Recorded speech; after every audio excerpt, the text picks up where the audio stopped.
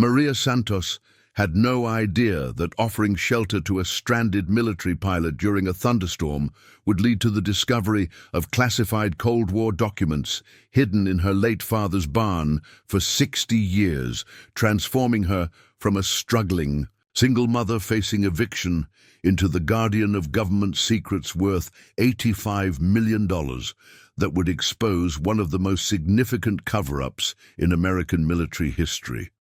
Before we dive into this incredible story, let us know where you're watching from in the comments.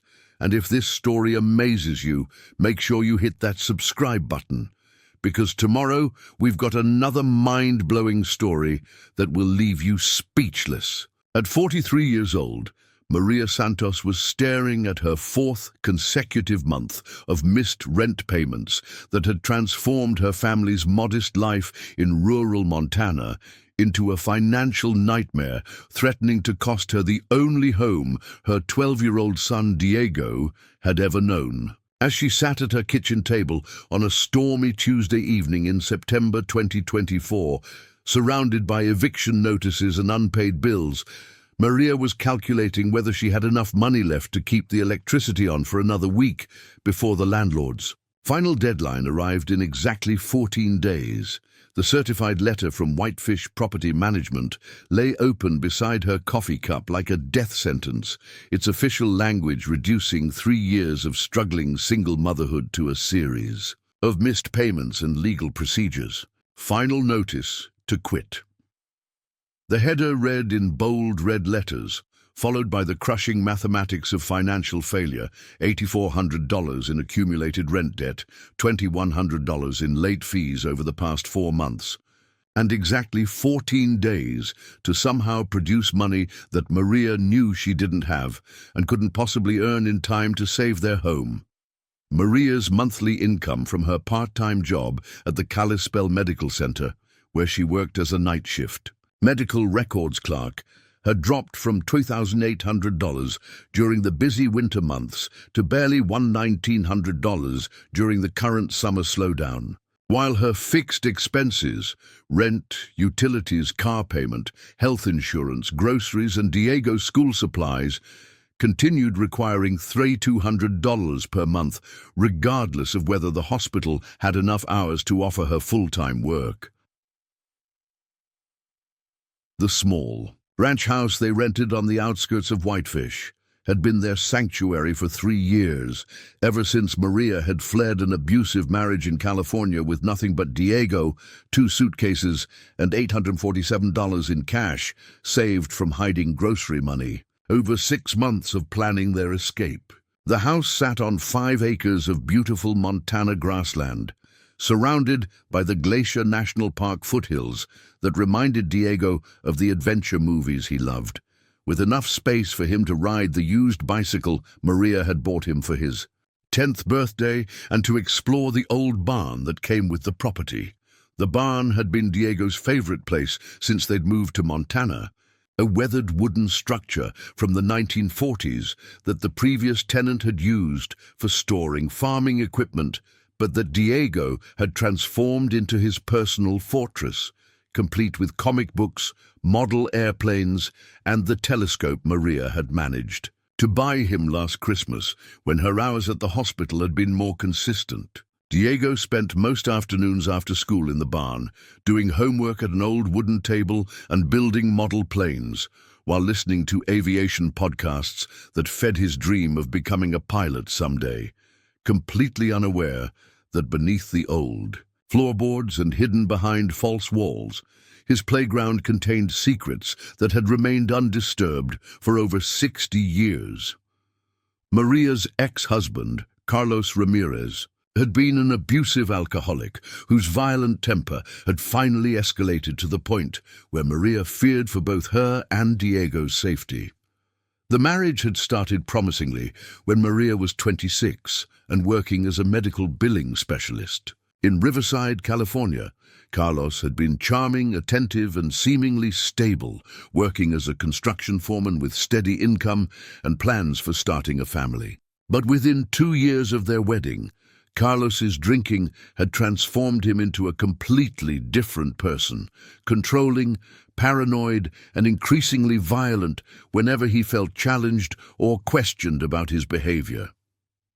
The final incident had occurred on a February night in 2021 when Carlos had come home drunk and had thrown Diego's science project against the wall in a rage, screaming that his son was wasting time on stupid dreams instead of learning to be a man. The project, a detailed model of the International Space Station that Diego had spent weeks researching and building for his third-grade science fair, had shattered into dozens of pieces across their kitchen floor, while 9-year-old Diego stood frozen in terror, tears streaming down his face as he watched months of careful work destroyed in seconds by his stepfather's drunken fury. Maria had called the police that night, and within a week, she had emptied their joint savings account, loaded her 2015 Honda Accord with everything she could fit, and driven 900 miles to Montana, where her deceased father's cousin, Elena Morales, had offered to help them start over in a place where Carlos would never think to look for them. Elena, a retired teacher who had moved to Montana in the 1980s, had provided Maria and Diego with temporary housing while Maria searched for work and permanent accommodation, eventually helping them find the rental house that had become their refuge from Carlos's violence.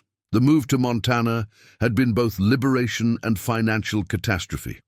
While Maria and Diego were finally safe from Carlos's violence, starting over in a new state with no established credit, no local employment, history, and no family support network had proven far more expensive and difficult than Maria had anticipated. The medical records position at Kalispell Medical Center was the only job she could find that didn't require previous Montana experience or extensive background checks that might reveal her location to Carlos. But it was part-time with unpredictable hours, no benefits, and an hourly wage of $16.50 that barely covered their basic survival needs. The lack of employer-provided health insurance had forced Maria to purchase an individual policy through the Montana Health Insurance Marketplace, a plan that cost $847 per month for basic coverage with a $6,000 deductible that made routine medical care unaffordable despite having insurance. The policy covered only catastrophic emergencies, leaving Maria to pay out of pocket for Diego's routine checkups, dental care, and the prescription glasses he needed for his increasingly severe nearsightedness that was making it difficult for him to read the aviation books and technical manuals he loved. Diego, who had been 8 years old when they moved to Montana, had adapted to their new life with the resilience that children often display during family crises. But Maria could see the stress and uncertainty in his behavior when he asked careful questions about whether they would have to move again, whether his father might find them, and whether Maria would be able to afford the things he needed for school. Diego had learned not to ask for expensive items, to be grateful for thrift store clothes, and to understand that family movie nights meant renting DVDs from the library rather than going to theaters or purchasing the latest video games that his classmates discussed during lunch periods. The boy had also developed a fierce protectiveness toward his mother that sometimes worried Maria, as Diego would carefully monitor her stress levels and attempt to solve problems that should have been adult responsibilities. When the water heater had failed during their second winter in Montana, Diego had researched repair techniques online and had attempted to fix the problem himself before Maria discovered him in the basement with a wrench and a YouTube tutorial, determined to save his mother the expense of calling a professional repair service. The isolation of rural Montana life had been both a blessing and a challenge for Maria, who had grown up in suburban Los Angeles and had never experienced the kind of self-reliance that rural living required. When the water pump failed during their first winter, Maria had to learn how to diagnose and repair it herself because calling a plumber would have cost $340 plus parts, more than her weekly grocery budget. When Diego got sick with pneumonia during their second winter, the nearest pediatric urgent care was 43 miles away in Kalispell, and the visit had cost $400 that Maria had to put on a credit card that she was still paying off 2 years, later at 22.9% annual interest. During their first summer in Montana, Maria had discovered that rural living required skills and knowledge that her urban upbringing had never provided. She had to learn how, but Montana had also given them something that California never had: safety, natural beauty, and a sense of community that had slowly developed as neighbors learned to trust the quiet single mother who worked nights at the hospital and whose son was polite and curious about everything from ranch work to aviation. The nearest neighbors, Jim and Sarah Whitehorse, were a Blackfeet couple in their 60s who had taken a protective interest in Maria and Diego, occasionally bringing them fresh vegetables from their garden and including Diego in ranch activities that taught him practical skills while giving Maria opportunities to work overtime shifts without worrying about childcare. Diego had thrived in the small Whitefish Elementary School, where teachers recognized his intelligence and encouraged his interests in science and mathematics, and where other parents had begun including him in group activities and carpools that helped Maria manage her unpredictable work schedule. His favorite teacher, Mrs. Jennifer Crawford, had noticed Diego's fascination with aviation and had begun providing him with additional reading materials about aeronautical engineering, the history of flight, and careers in aviation that went far beyond what the standard curriculum offered to fourth-grade students. The financial crisis that now threatened to destroy their Montana sanctuary had begun 6 months earlier, when the medical center had reduced Maria's hours due to budget cuts and increased automation of medical records processing. The hospital had invested in new software systems that could process insurance claims and maintain patient records with minimal human oversight, reducing the need for night shift clerks from 6 employees to 2.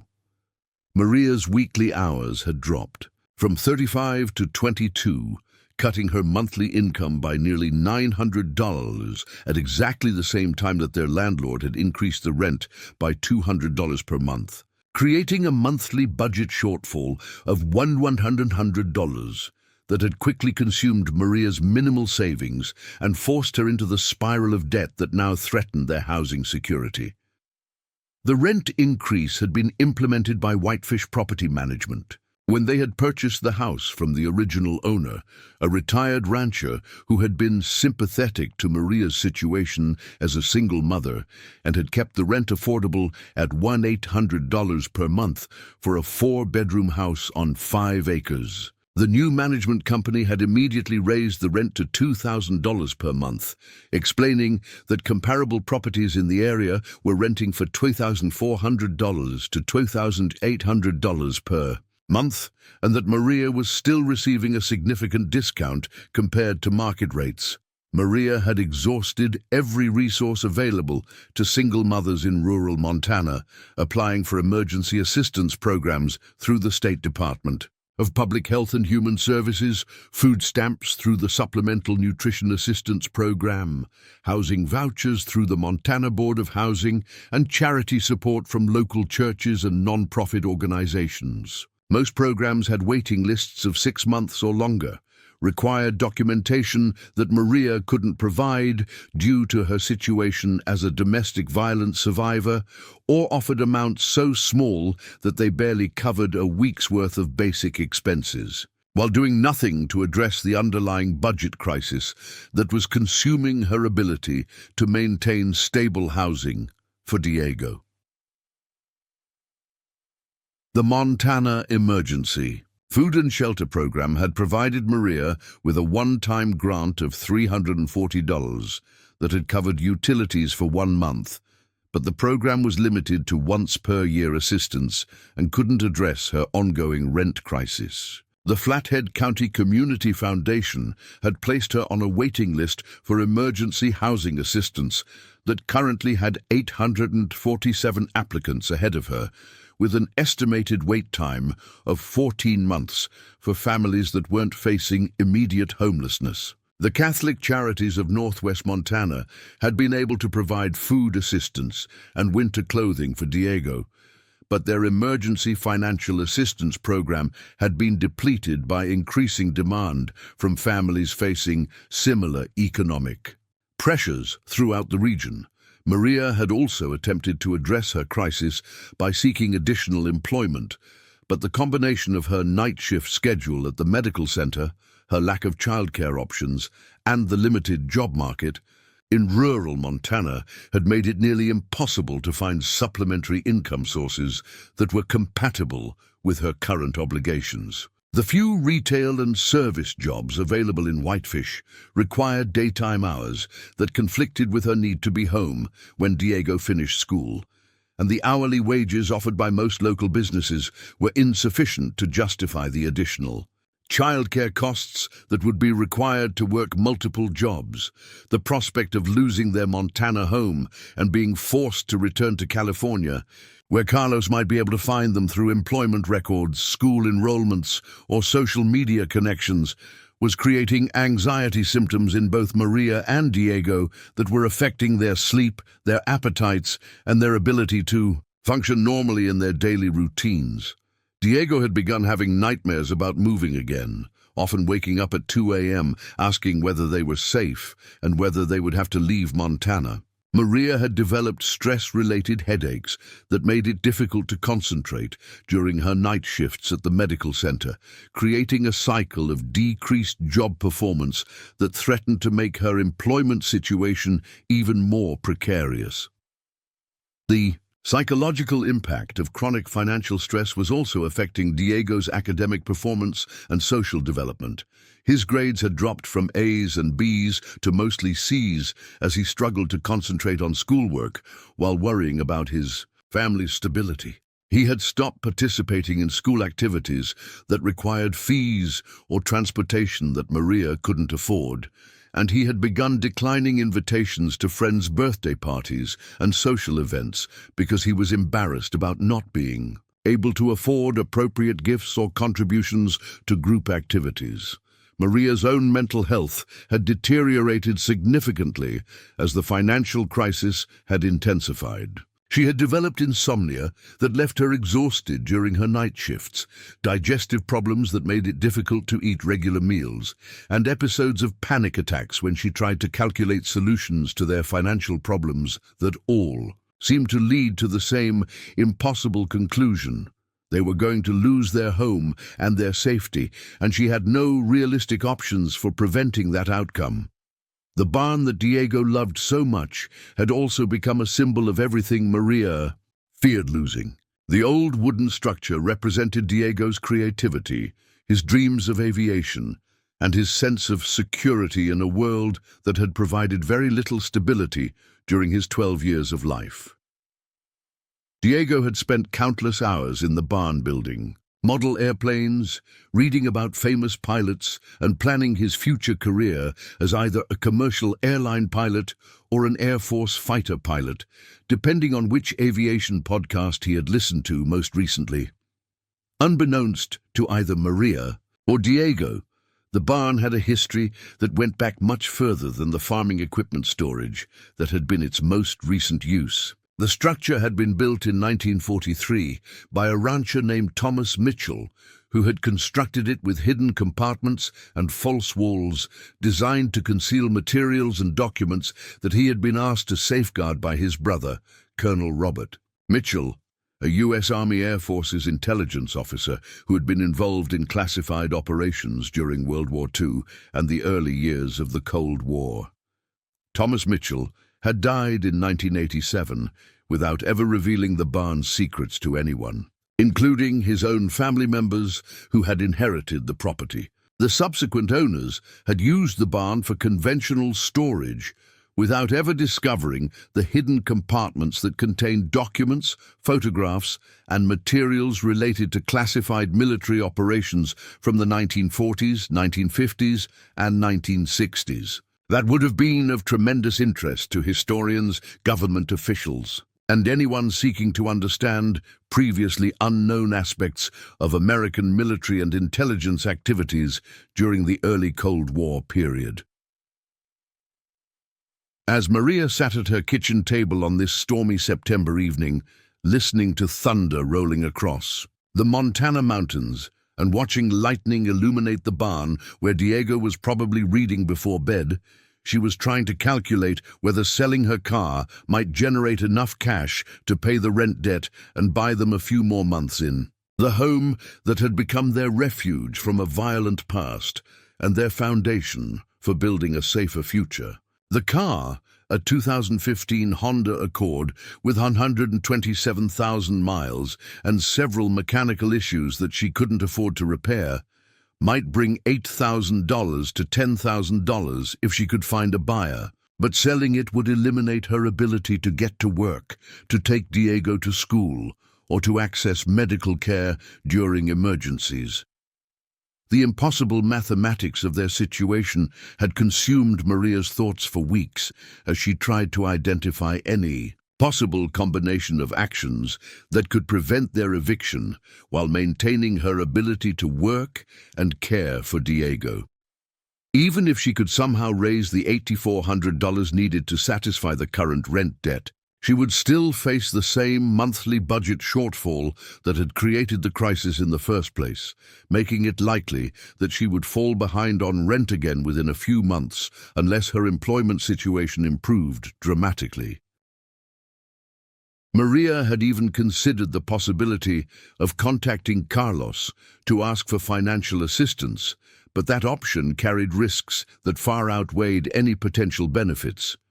Carlos had no legal obligation to support Diego financially, and any contact with him would reveal their location in Montana, potentially putting them back in danger of the violence that had forced them to flee California in the first place. Moreover, Carlos's own financial situation had deteriorated since their separation, as his drinking problem had cost him several construction jobs and had resulted in his own housing instability. As the storm intensified outside their windows, Maria could hear Diego moving around in the barn, probably securing his model airplanes and books to protect them from the wind and rain that sometimes found ways through the old wooden walls during severe weather. The boy's dedication to his aviation interests had been one of the few bright spots during their difficult years in Montana, providing him with purpose, hope, and dreams that extended far beyond their current circumstances. Maria often wondered whether Diego's fascination with flight was partly motivated by his desire to have the freedom and mobility that would allow him to escape any future situations where they might feel trapped or threatened.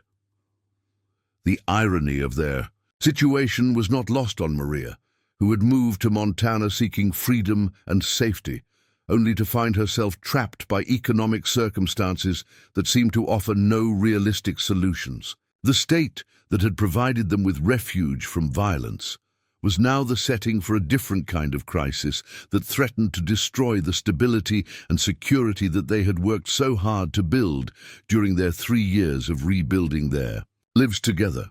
But Maria Santos had no idea that within hours, a stranger's emergency would set in motion a discovery that would transform her desperate situation into an opportunity that exceeded her most optimistic dreams, revealing that the barn where her son spent his afternoons building model airplanes contained secrets that would attract the attention of the highest levels of the United States government and provide the financial security that had seemed impossible for a single mother trying to rebuild her life in rural Montana.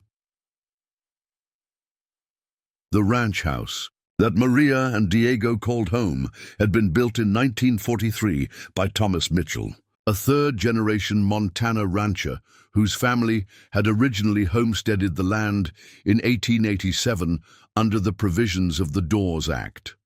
The Mitchell family had been among the early settlers who had transformed the Flathead Valley from open rangeland into productive agricultural territory, establishing cattle operations and wheat farms that had sustained rural communities throughout northwestern Montana for over a century. Thomas Mitchell had inherited the property from his father in 1941, at the age of 28, with plans to expand the family's cattle operation and eventually pass the ranch on to his own children. But Thomas Mitchell's life had taken an unexpected turn in December 1941, when the attack on Pearl Harbor had drawn the United States into World War II and had transformed every aspect of American society, including the lives of rural ranchers in Montana who suddenly found themselves connected to global conflicts that seemed impossibly distant from their daily concerns about cattle prices and weather patterns. Thomas's younger brother, Robert Mitchell, had enlisted in the Army Air Forces immediately after Pearl Harbor, beginning a military career that would eventually lead him into the shadowy world of military intelligence and classified operations that operated far from public scrutiny. Robert Mitchell had proven to be exceptionally talented in military intelligence work, demonstrating skills in languages, analysis, and strategic thinking that had quickly brought him to the attention of senior officers who were developing new approaches to gathering and protecting sensitive information about enemy capabilities and American military advantages. By 1943, Captain Robert Mitchell had been assigned to a classified unit within the Army Air Forces that was responsible for safeguarding technical information about advanced aircraft designs, radar systems, and other military technologies that could provide decisive advantages to whichever side possessed them first. The work that Robert Mitchell was doing during the war years involved coordinating with civilian scientists, defense contractors, and foreign intelligence sources to collect information about German and Japanese military capabilities while simultaneously protecting American technological secrets from enemy intelligence operations. Much of this work required creating secure storage and communication networks that could preserve sensitive documents and materials, even if primary military installations were compromised by enemy action or espionage activities. Thomas Mitchell's ranch in Montana had become an important part of this security network, serving as one of dozens of remote locations throughout the American West where classified materials could be stored safely away from major military installations that might be targeted by enemy saboteurs or intelligence operatives. The isolation of rural Montana, combined with Thomas Mitchell's absolute trustworthiness and his family's long history of loyalty to American institutions, had made his property an ideal location for concealing documents and materials that were too sensitive to be stored in conventional military facilities. Working with his brother Robert during furloughs and leave periods, Thomas Mitchell had constructed hidden compartments throughout the barn, using techniques that Robert had learned from intelligence specialists who had studied concealment methods used by resistance organizations in occupied Europe. The compartments were designed to be virtually undetectable to casual inspection, hidden behind false walls, beneath floorboards, and inside structural elements that appeared to be normal construction features rather than deliberately engineered. Hiding places.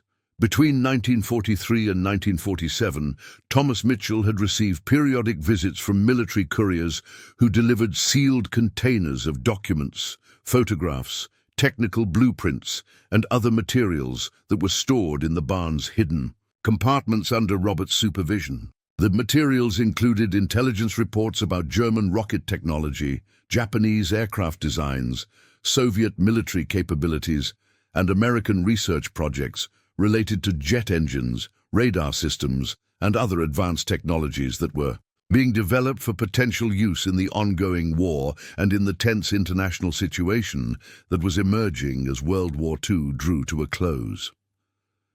Robert Mitchell's military career had continued into the early years of the Cold War, when American intelligence services had shifted their focus from wartime enemies to the emerging threat posed by Soviet expansion in Europe and Asia.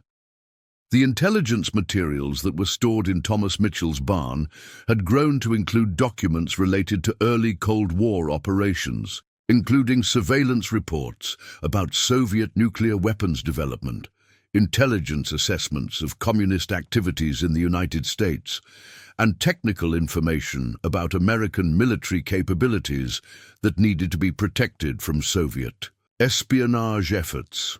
The classification levels of the materials stored in the barn had ranged from secret to top secret to categories that were so highly classified that they were known only by code names and were accessible only to individuals, with special security clearances that were granted by the highest levels of American government. Some of the documents had contained information about American intelligence sources within the Soviet Union, details about classified military research projects, and strategic assessments that could have compromised American national security. If they had been discovered by hostile intelligence services, Thomas Mitchell had understood very little about the specific contents of the materials he was safeguarding. But he had been fully aware of their importance to American national security and had taken his responsibilities as a guardian of classified information with the utmost seriousness. He had told no one, including his wife and children, about the true purpose of the barn's hidden compartments, maintaining the fiction that the structural modifications were related to protecting valuable ranching equipment and supplies from theft during periods when the family was away from the property. Robert Mitchell had been killed in a classified operation in Korea in 1952, taking with him the detailed knowledge of which materials were stored, in which locations throughout the network of safe houses and storage sites that he had helped establish during his intelligence career. Military records of the storage network had been intentionally fragmentary and coded, designed to prevent enemy intelligence services from identifying the locations, even if they gained access to official documentation about the program. Thomas Mitchell had continued to safeguard the barn's secrets until his death in 1987, never revealing their existence to anyone and never attempting to contact military authorities about the classified materials that remained hidden on his property. The combination of Robert's death, the passage of time, and the institutional changes within American intelligence services had resulted in the barn's contents being essentially forgotten by the government agencies that had originally placed them there for safekeeping. The Mitchell family's ranch had been sold to pay estate taxes after Thomas's death, beginning a series of ownership changes that had gradually transformed the property from a working cattle operation into residential rental housing for families seeking affordable rural living options. None of the subsequent owners had discovered the hidden compartments, partly because the concealment techniques had been expertly designed, and partly because the barn had been used primarily for storage of conventional farming equipment and household items that didn't require extensive structural modifications or investigations. When Maria and Diego had moved into the house in 2021, they had inherited not only a comfortable rural home, but also the responsibility for safeguarding government secrets that had remained undisturbed for over 60 years, completely unaware that Diego's aviation-themed playground contained materials that could potentially rewrite the history of American intelligence operations during World War II and the early Cold War period. The documents hidden in the barn included original intelligence reports that had never been declassified, photographs of Soviet military installations that had been taken by American reconnaissance missions, technical blueprints for classified weapon systems that had been developed during the 1940s and 1950s, and correspondence between high-ranking American officials about intelligence operations that remained sensitive even 70 years after they had been conducted. Among the most significant materials in the barn were documents related to Operation Paperclip, the classified American program that had brought German scientists and engineers to the United States after World War II to work on advanced military technologies. The documents included lists of German personnel who had been recruited for American projects, details about the scientific information they had provided to American researchers, and assessments of the intelligence value of the technologies that had been acquired through the program. The barn also contained materials related to early American assessments of Soviet nuclear capabilities, including intelligence reports about Soviet uranium mining operations, estimates of Soviet weapons production, capacity and surveillance reports about Soviet scientists who were working on nuclear weapons development. These documents provided insights into American intelligence gathering during the crucial early years of the nuclear age, when both superpowers were racing to develop weapons and delivery systems that could provide decisive military advantages.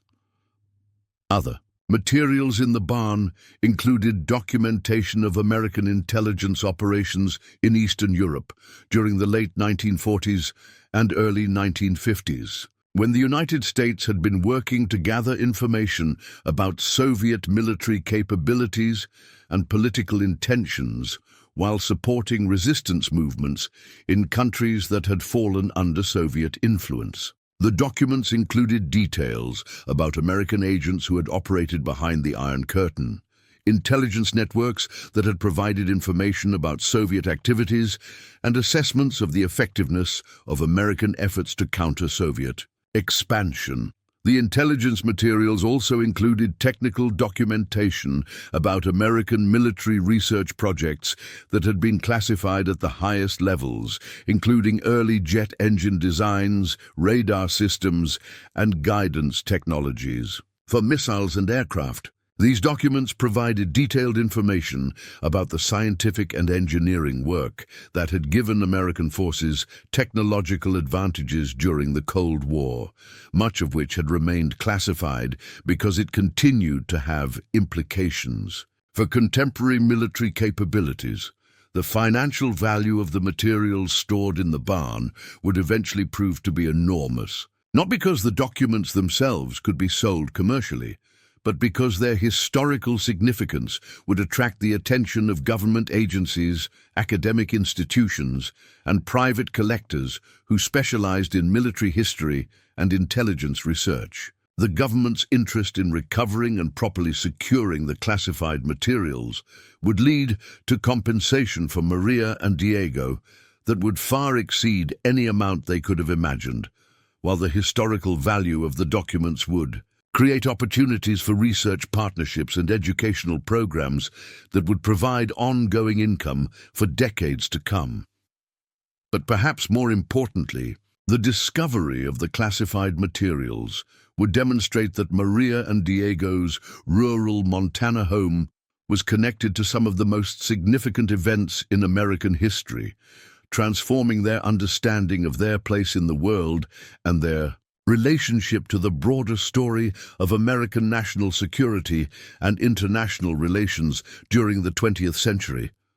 The barn that Diego loved for its connection to his aviation dreams would prove to contain actual documentation of the military, aviation and aerospace programs that had shaped American air power during the Cold War, providing him with access to historical materials about the development of jet aircraft, rocket technology, and space exploration programs that would exceed anything available in conventional educational settings or museums.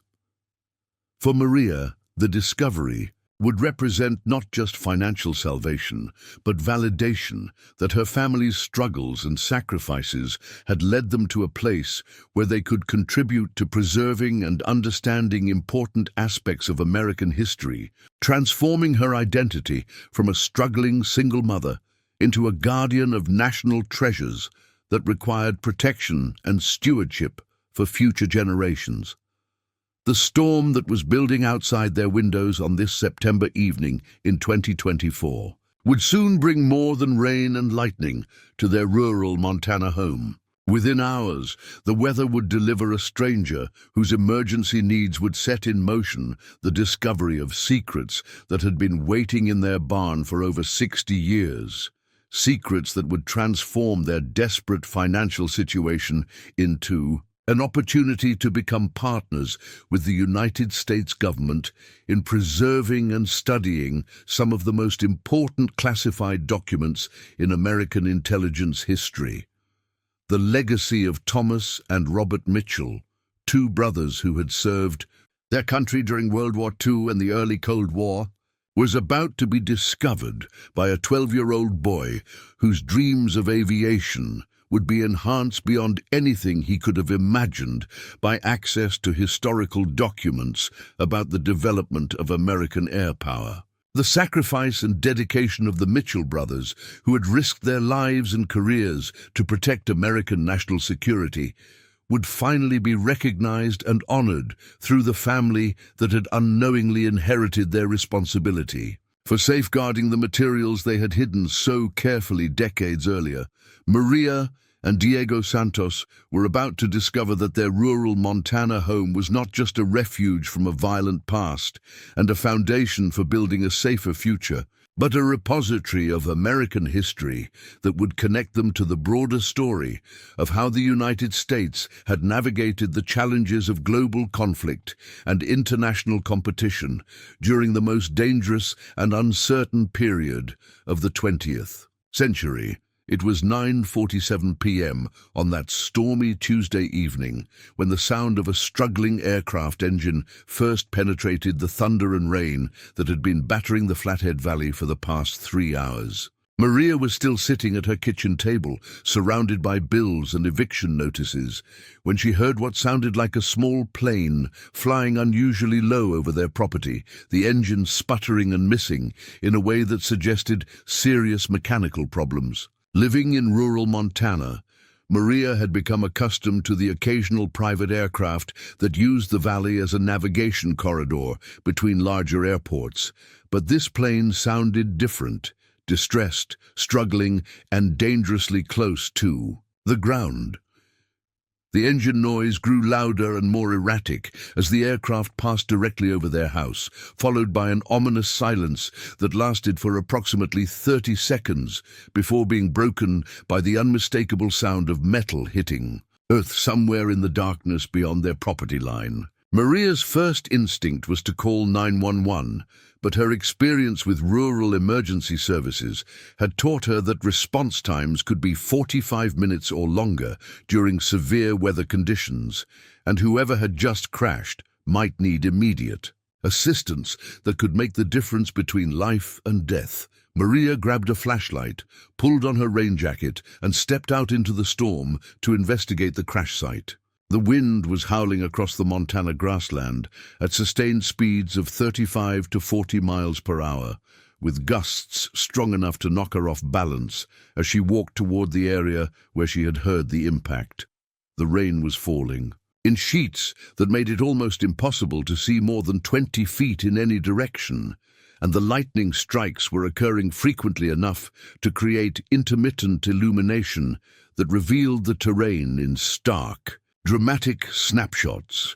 After walking for approximately 10 minutes across muddy pastureland, fighting against wind and rain that seemed determined to drive her back toward the house, Maria's flashlight beam finally revealed the wreckage of a small aircraft that had come to rest in a shallow depression about 600 yards from her property line. The plane appeared to be a single-engine Cessna or similar aircraft with significant damage to the landing gear and propeller, but the fuselage appeared to be relatively intact, suggesting that the pilot might have survived the forced landing. As Maria approached the wreckage, she could see movement inside the cockpit and hear someone calling for help over the sound of the storm. The pilot, a man who appeared to be in his 40s or 50s, was conscious and alert, but appeared to be trapped in his seat by debris from the instrument panel that had been damaged during the crash landing. He was bleeding from cuts on his forehead and hands, but his injuries didn't appear to be life-threatening if he could receive prompt medical attention and shelter from the storm. "Are you okay?" Maria shouted over the wind and rain as she reached the aircraft. "I'm going to try to get you out of there." "Thank God," the pilot replied, his voice strong despite his obvious discomfort. I'm Lieutenant Colonel James Harrison, United States Air Force. My plane lost power during the storm, and I had to make an emergency landing. I think I'm okay, but I'm stuck, and I need to get to shelter and contact my command about my situation. Maria worked for several minutes to clear the debris that was trapping Lieutenant Colonel Harrison in his seat, using her flashlight to illuminate the cockpit, while pulling twisted metal and broken instruments away from his legs and torso. The pilot was able to assist with the extraction process, and despite his injuries and the challenging conditions, he maintained a calm, professional demeanor that suggested extensive experience with emergency situations. Once Harrison was free from the wreckage, Maria helped him walk back toward her house, supporting his weight as he limped across the muddy terrain on what appeared to be a sprained ankle. The storm was intensifying as they made their way across the pastureland, with lightning strikes occurring close enough to produce immediate thunderclaps and wind gusts strong enough to make walking difficult, even for two people supporting each. Ma'am, I can't tell you how grateful I am for your help, Harrison said as they approached Maria's house. I'm sorry to impose on you during what's obviously a severe storm, but I need to contact Malmstrom Air Force Base to report my situation and arrange for recovery of my aircraft. I also need to make sure that my cargo is secure until military personnel can take custody of it. Cargo? Maria asked as she helped Harrison up the steps to her front porch, wondering what a single Air Force officer might be transporting in a small civilian aircraft during a storm that had grounded most air traffic throughout the region. Classified materials, Harrison replied carefully. I'm sorry, but I can't provide any details about my mission, but I need to ensure that certain documents and equipment in my aircraft are secured and protected until they can be properly recovered by military personnel. Maria brought Harrison into her kitchen, where she provided him with towels to dry off and a first aid kit to treat his cuts and scrapes.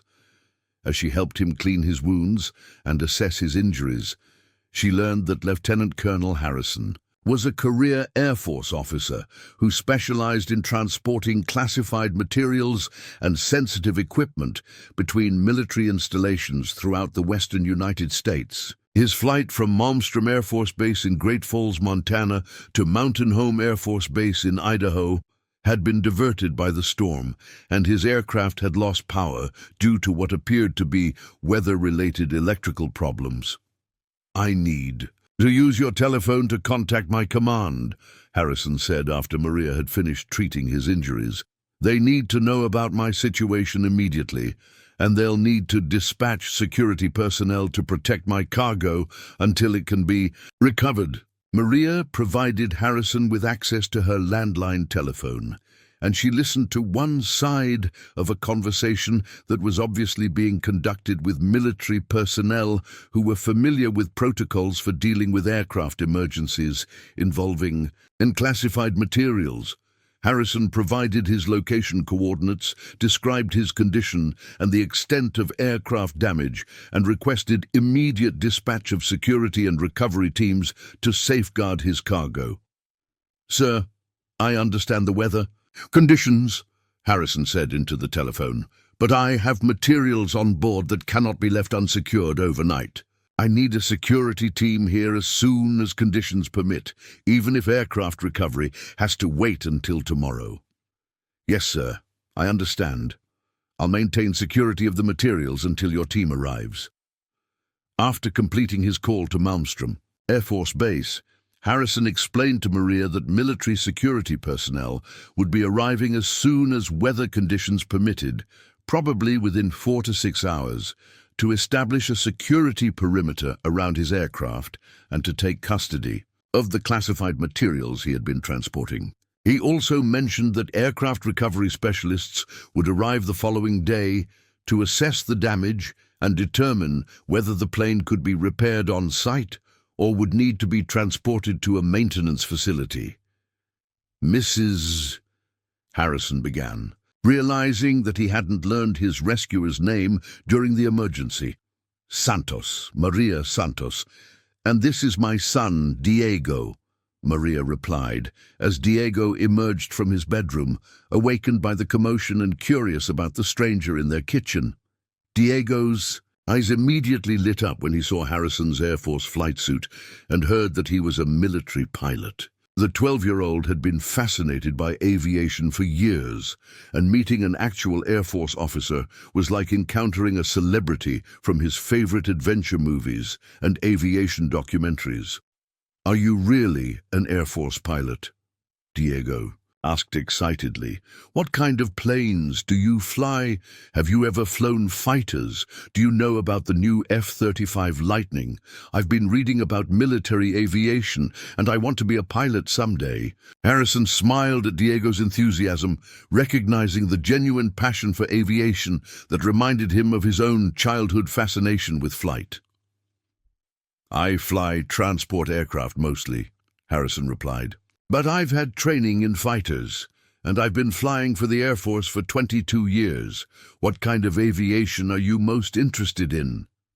Diego launched into an enthusiastic description of his model airplane collection, his aviation, books and podcasts, and his dreams of attending the Air Force Academy someday to become a pilot.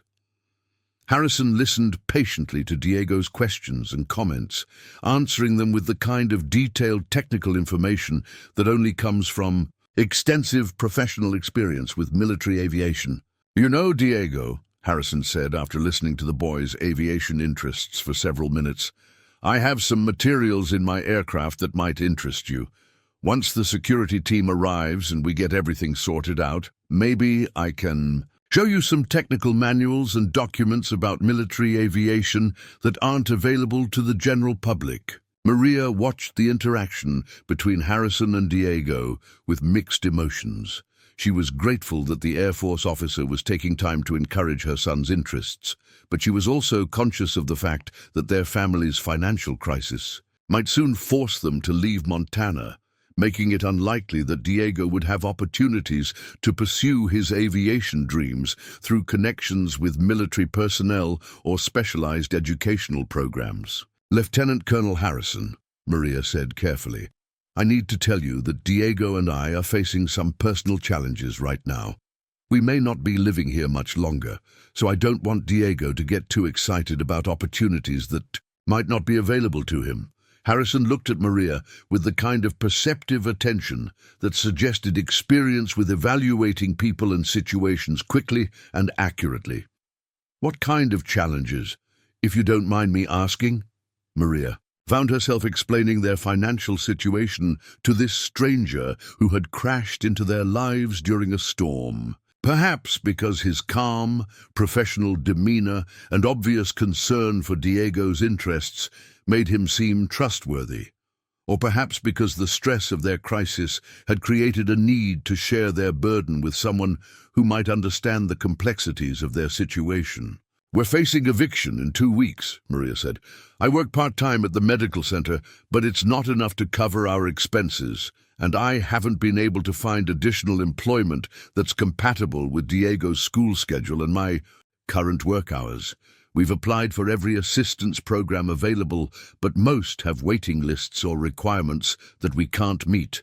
Harrison listened to Maria's explanation with the kind of focused attention that military officers develop when receiving briefings about complex situations that require careful analysis and appropriate responses.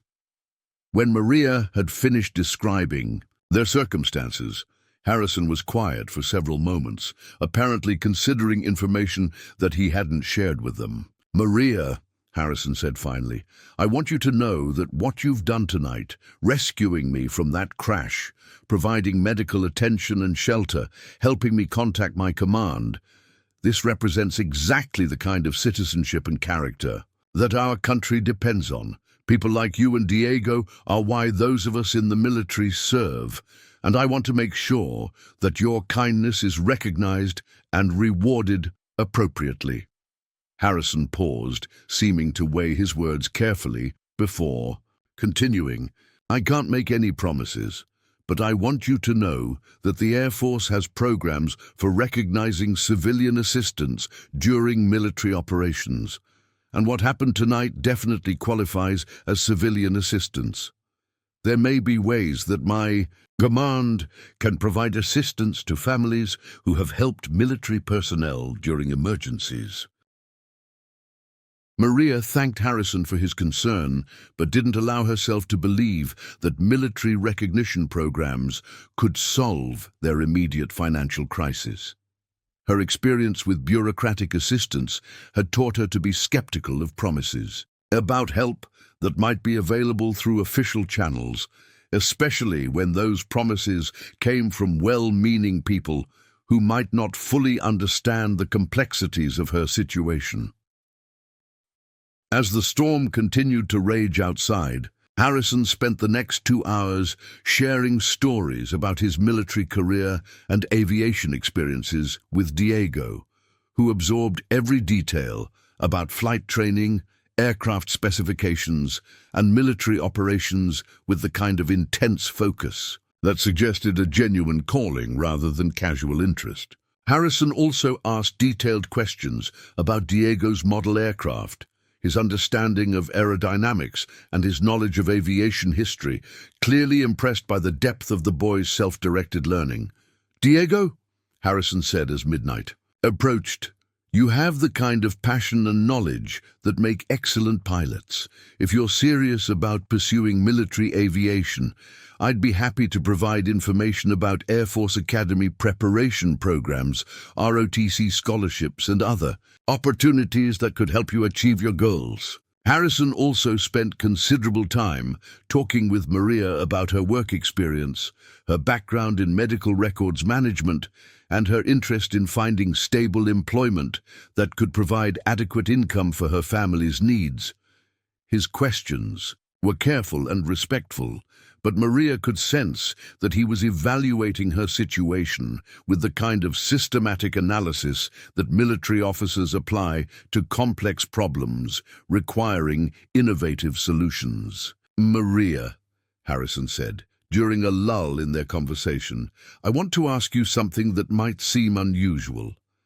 Tomorrow, when the recovery team arrives to deal with my aircraft and cargo, there are going to be some senior military personnel here who have authority to make decisions about various matters related to this incident. Would you be willing to meet with them to discuss your situation and Diego's interests? I think there might be opportunities available that could benefit your family." Maria was puzzled by Harrison's suggestion, wondering what possible connection there could be between a military aircraft emergency and her family's financial problems. But Harrison's obvious sincerity and his genuine interest in Diego's future made her willing to consider possibilities that might not be apparent to her. "What kind of opportunities?" Maria asked. "I can't provide specific details until I've had a chance to discuss your situation with my superiors," Harrison replied. "But the Air Force has various programs for supporting civilian families who provide assistance during military operations, and there are also educational and employment opportunities that might be relevant to your skills and Diego's interests."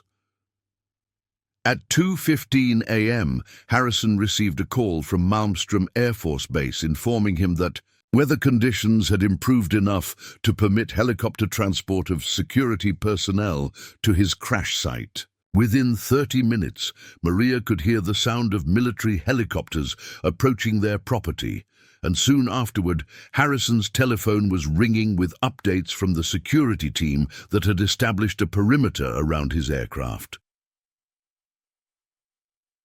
"Chut, cavalry has arrived," Harrison said with a smile that suggested relief about his cargo's security and anticipation about developments that he hadn't yet explained to Maria and Diego. "Mrs. Santos, I want to thank you again for everything you've done tonight. You quite literally saved my life, and you've shown hospitality and kindness that go far beyond what anyone could expect." Harrison paused, looking directly at Maria with an expression that suggested he was about to share information that he had been considering throughout the evening. "Maria, I want you to know that the materials I was transporting tonight are related to historical research about military intelligence operations during the Cold War. There are government historians and archivists who specialize in locating and preserving classified documents from that era, and they're always looking for secure storage locations and knowledgeable civilians who can assist with their research projects. Maria looked at Harrison with growing curiosity, wondering why he was telling her about historical research and document storage when her most pressing concern was paying rent and keeping a roof over Diego's head. "The reason I'm mentioning this," Harrison continued, "is that your property has some interesting characteristics that might make it suitable for certain types of historical research projects. That barn, for instance, appears to be from the 1940s era, and it has the kind of structural features that were sometimes used for secure storage during the Cold War period." Harrison's comment about the barn sent a chill down Maria's spine, though she couldn't immediately understand why his observation seemed so significant. There was something about the way he had mentioned secure storage during the Cold War period that suggested knowledge or suspicions that went beyond casual observation of their property's features.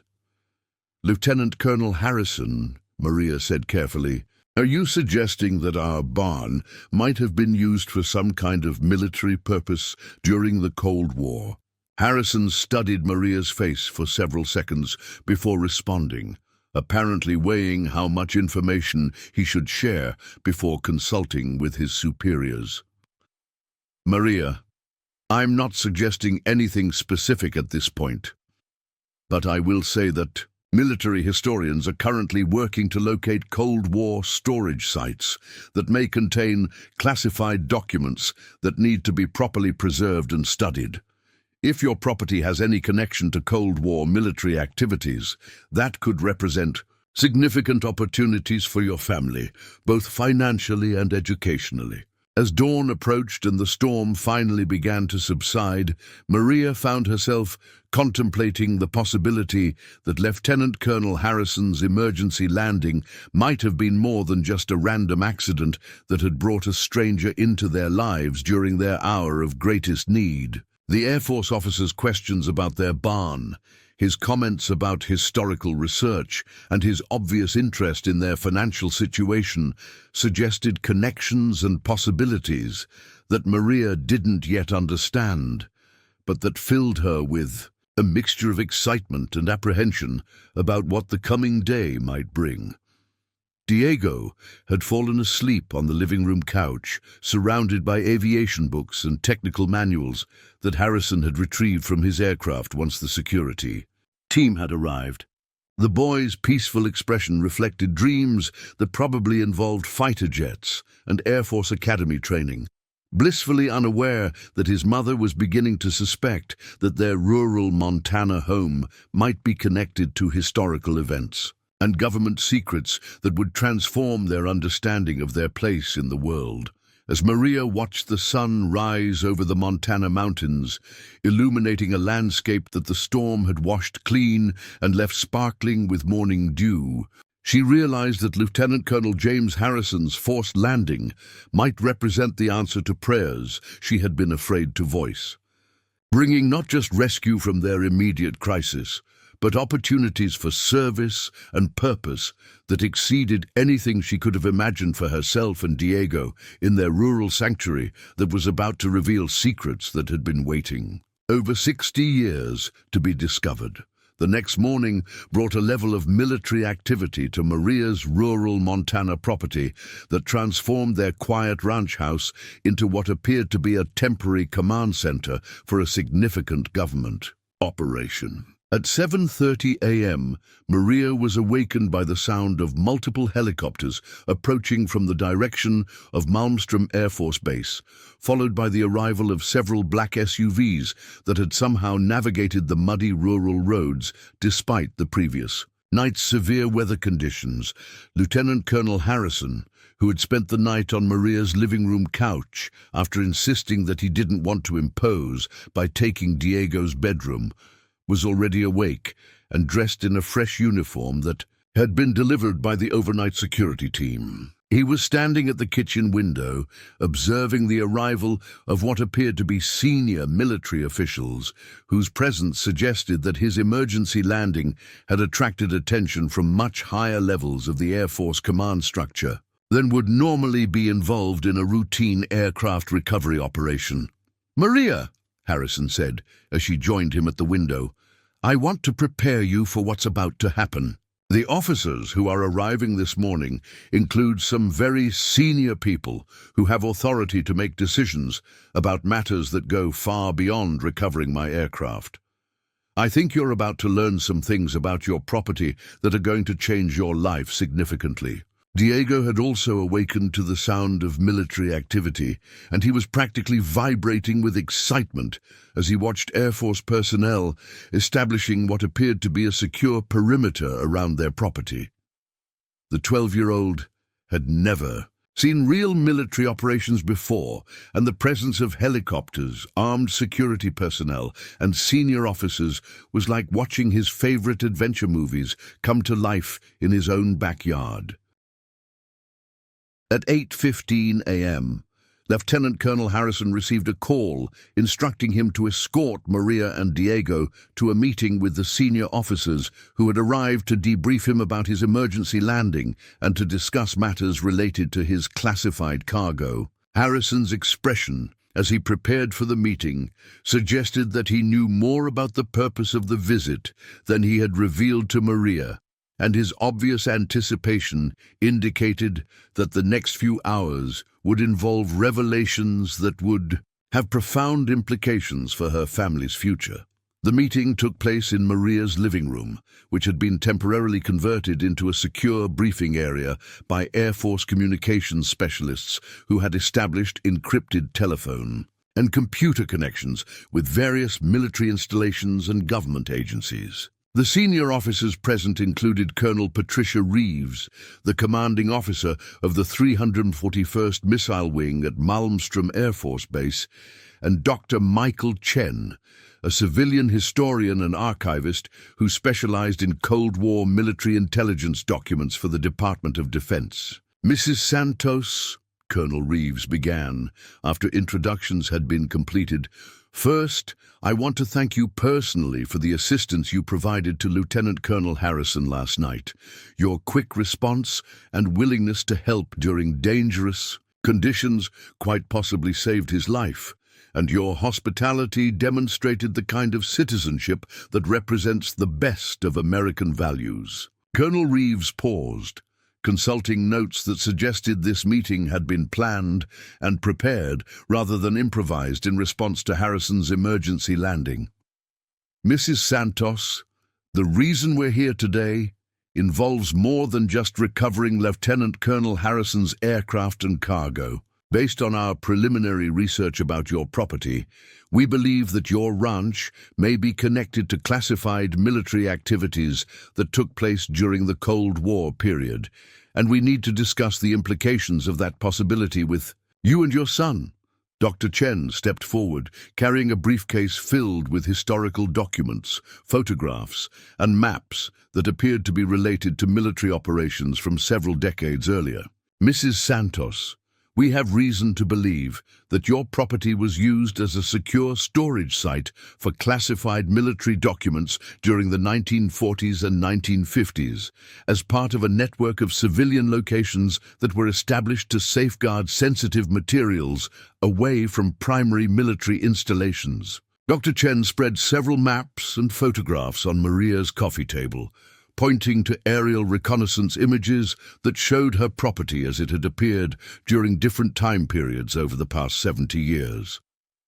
These photographs were taken by military aircraft during the early Cold War period, and they show structural modifications to your barn that are consistent with secure storage installations that were established at various civilian locations throughout the Western United States. Maria stared at the photographs, trying to process the implications of what Dr. Chen was telling her.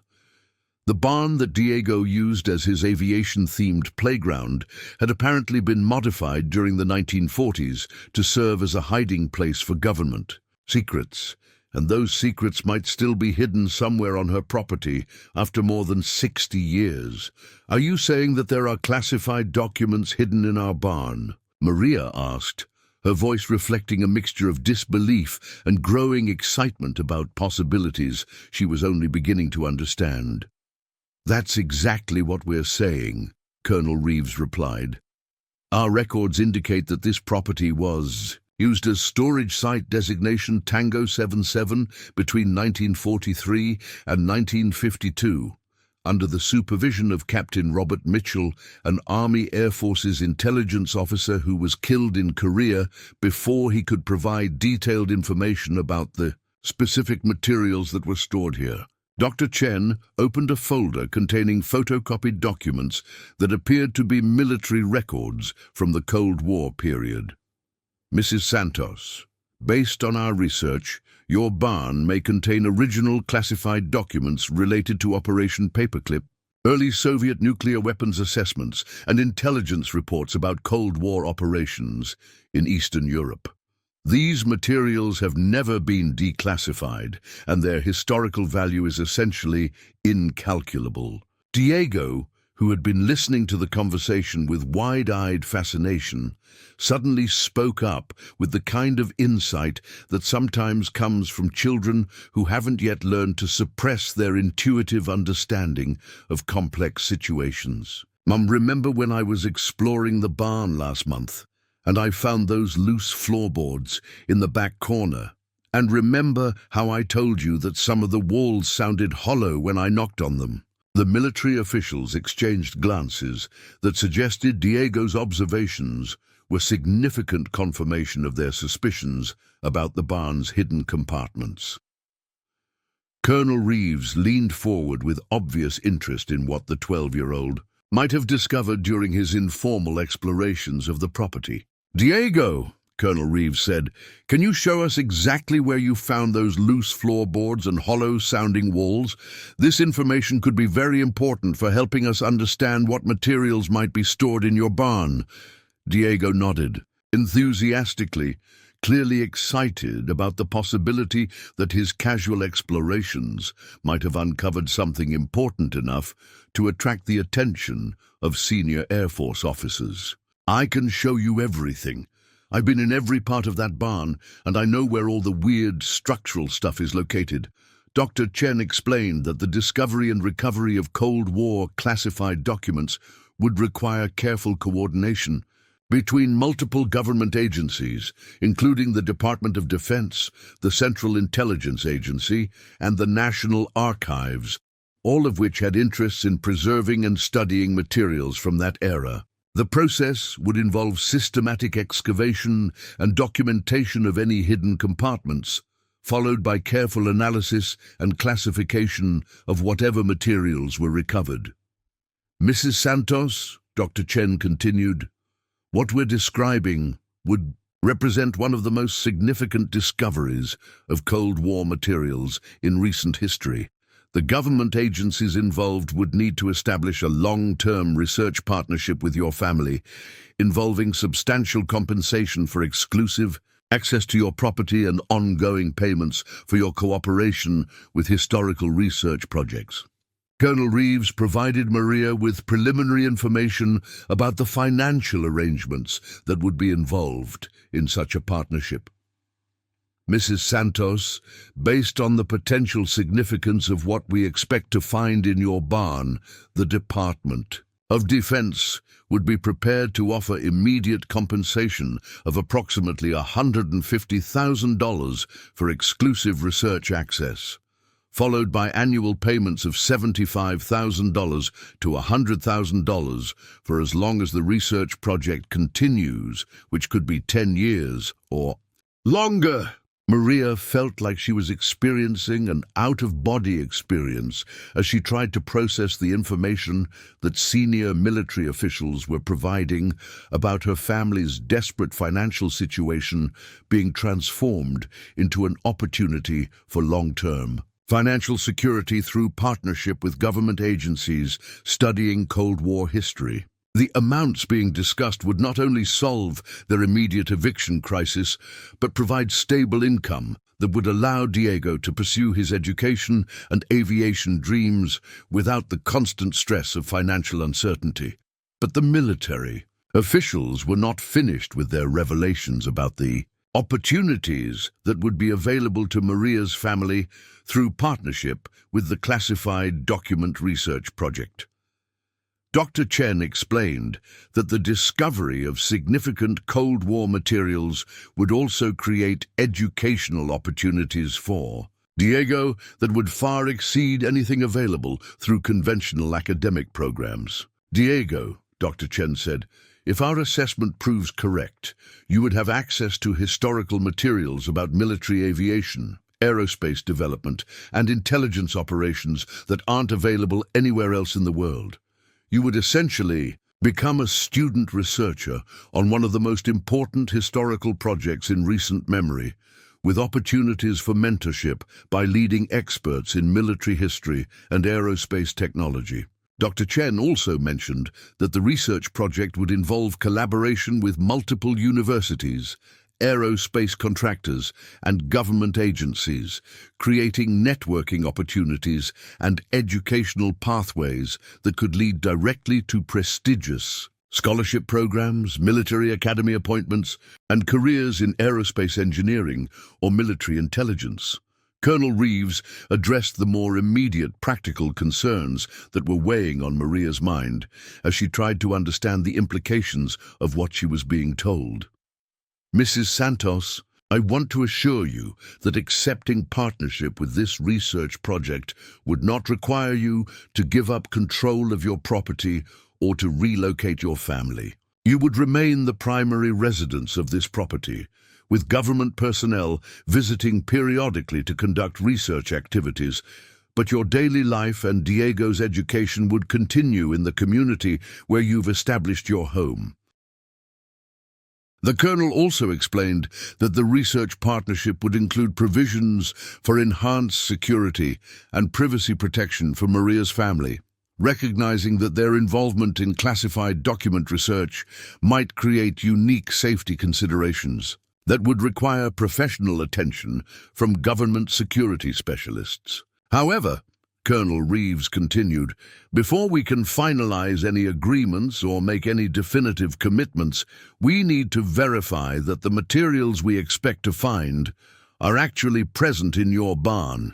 That will require a systematic search of the hidden compartments that Diego has identified, conducted by specialists who are trained in handling classified materials and historical artifacts. Dr. Chen explained that the search process would begin immediately, using ground-penetrating radar and other non-invasive techniques to identify hidden compartments and storage areas without damaging the structural integrity of the barn or disturbing any materials that might be concealed inside the compartments. The search team would include historians, archivists, and security specialists who had experience with similar document recovery operations at other Cold War storage sites.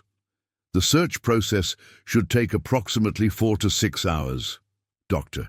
Chen said, after which we'll have definitive information about what materials are present and what level of historical significance they represent. If our assessment is correct, we'll be able to proceed immediately with formal partnership agreements and financial arrangements.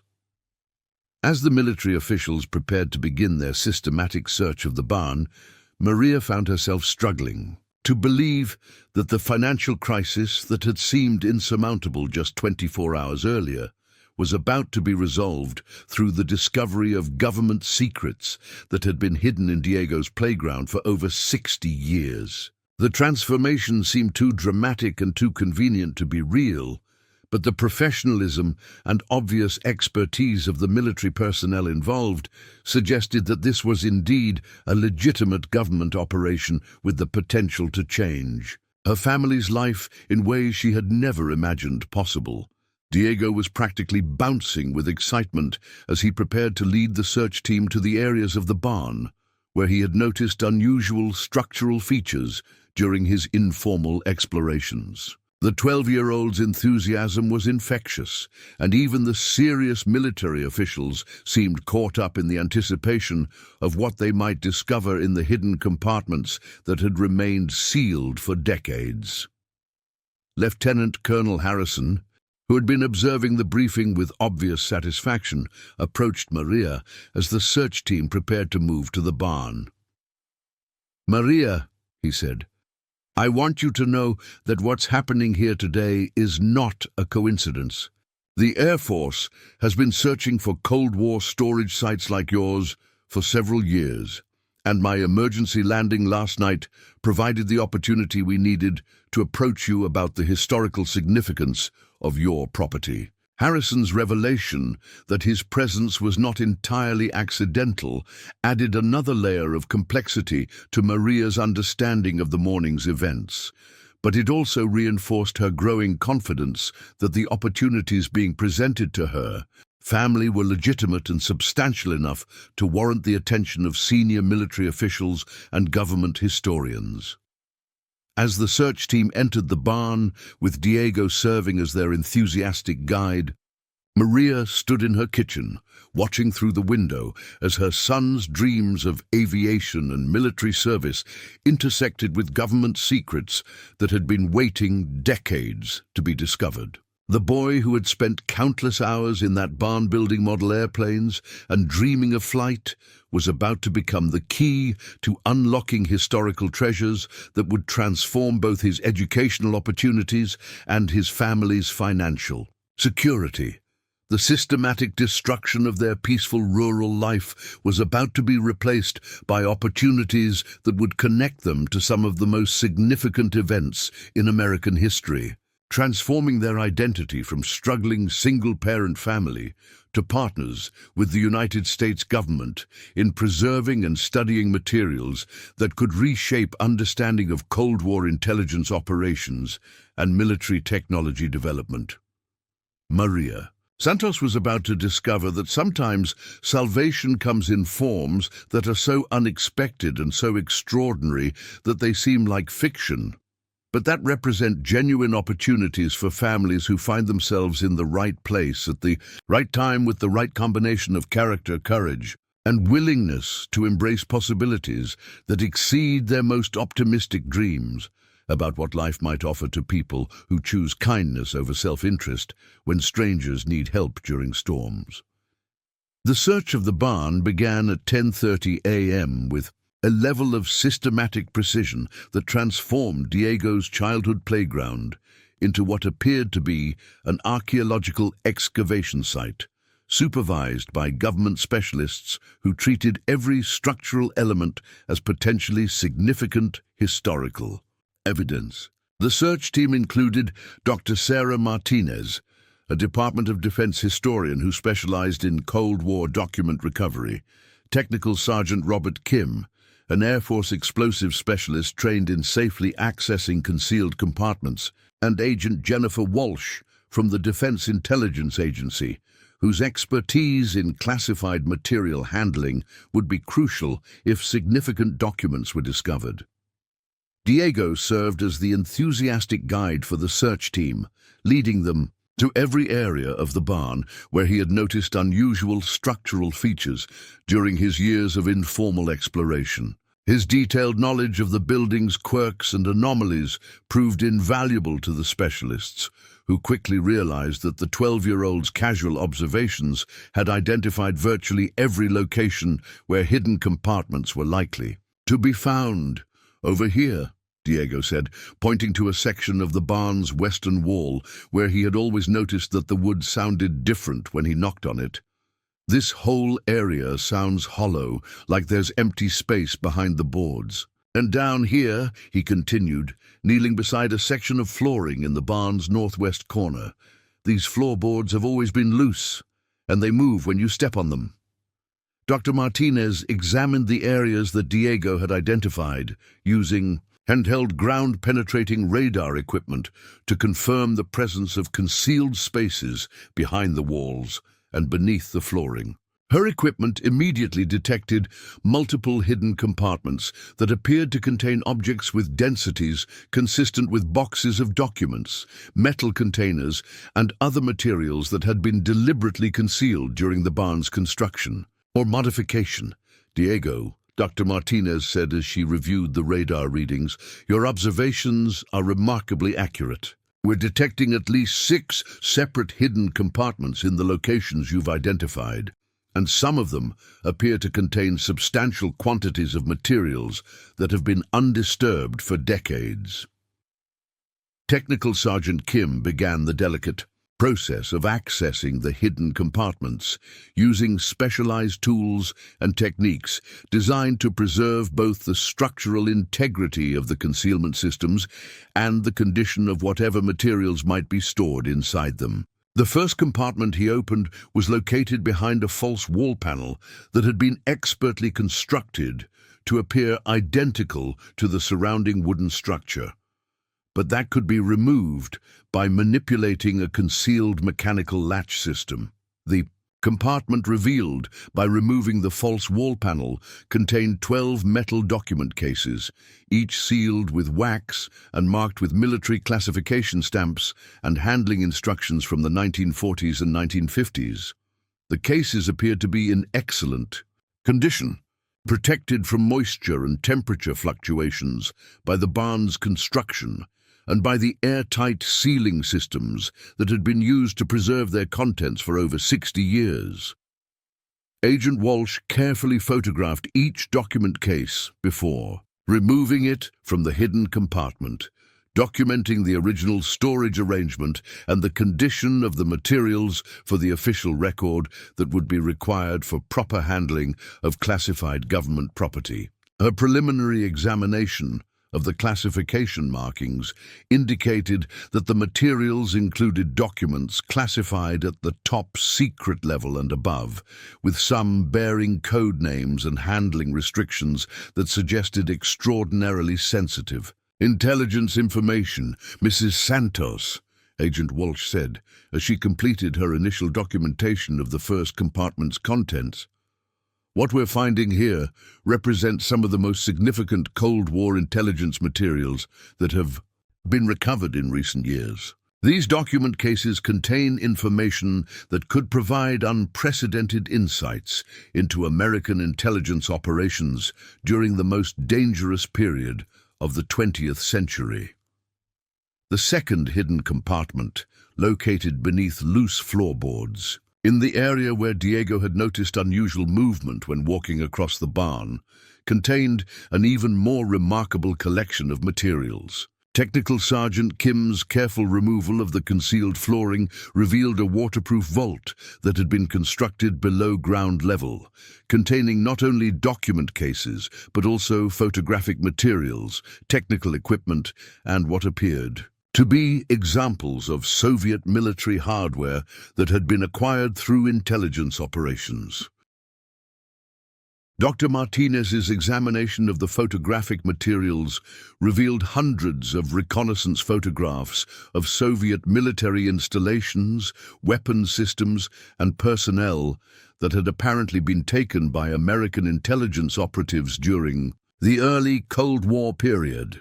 The photographs included images of Soviet nuclear facilities, missile development sites, and military commanders who had been targets of American surveillance operations during the 1940s and 1950s. These photographs represent intelligence gathering that was conducted at enormous risk to American operatives working behind the Iron Curtain.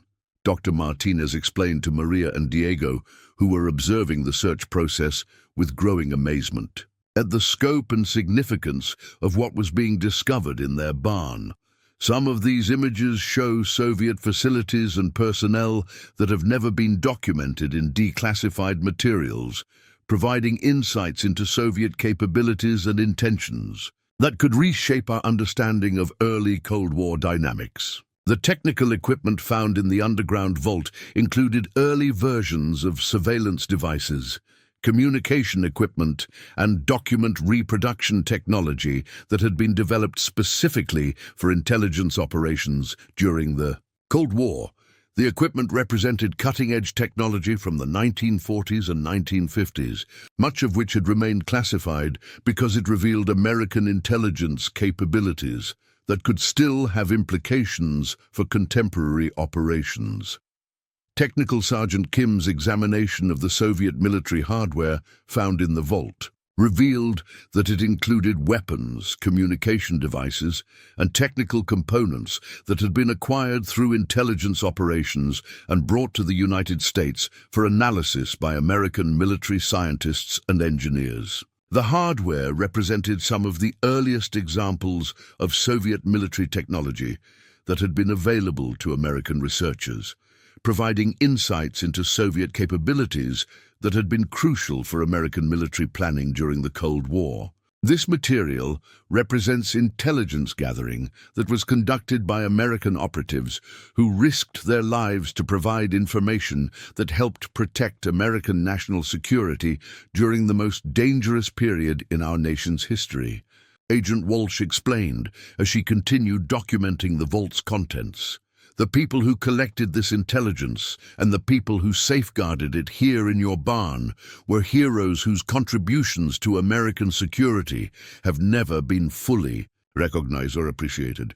The third hidden compartment, accessed by removing a section of the barn's eastern wall that had been disguised as normal structural support, contained what Dr. Martinez immediately recognized as documents related to Operation Paperclip, the classified American program that had brought German scientists and engineers to the United States after World War II.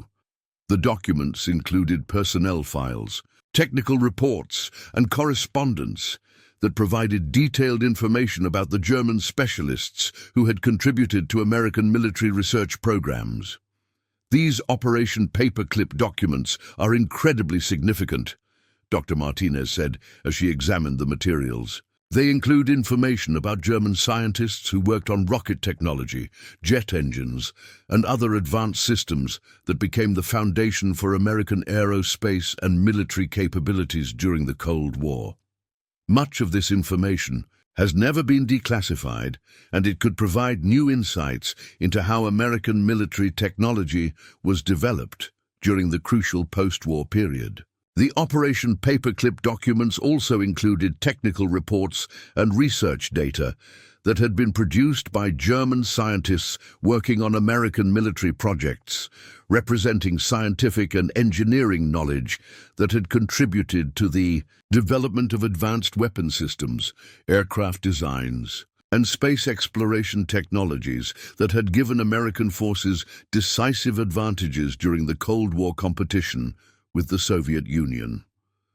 Diego was particularly fascinated by the technical documents related to aerospace development, which included detailed blueprints for experimental aircraft designs, rocket propulsion systems, and guidance technologies that had been developed during the early years of American jet aviation and space exploration programs. The documents represented exactly the kind of advanced military aviation information that Diego had been dreaming about studying someday, but at a level of detail and historical significance that exceeded anything he could have imagined. "Diego," Dr. Martinez said, recognizing the boy's intense interest in the aerospace materials, "these documents represent the actual development of the military aviation and space technologies that you've been learning about through your independent reading and research. If you participate in our historical research project, you would have access to technical information about military aviation that isn't available anywhere else in the world." The fourth hidden compartment contained documents related to American intelligence assessments of Soviet nuclear weapons development during the late 1940s and early 1950s, when both superpowers were racing to develop hydrogen bombs and long-range delivery systems that could provide decisive military advantages. The documents included intelligence reports about Soviet uranium mining operations, estimates of Soviet weapons production capabilities, and assessments of Soviet nuclear testing programs that had been conducted in remote areas of the Soviet Union. "These nuclear intelligence documents are historically priceless," Agent Walsh said as she examined the materials. "They provide insights into American understanding of Soviet nuclear capabilities during the crucial early years of the nuclear age, when both countries were developing weapons that could potentially end human civilization if they were used in warfare." The nuclear intelligence materials also included technical assessments of Soviet missile development programs, intelligence reports about Soviet scientists working on nuclear weapons, and estimates of Soviet delivery capabilities that had been crucial for American military planning during the period when nuclear warfare seemed like a genuine possibility that could result from the escalating tensions of the Cold War.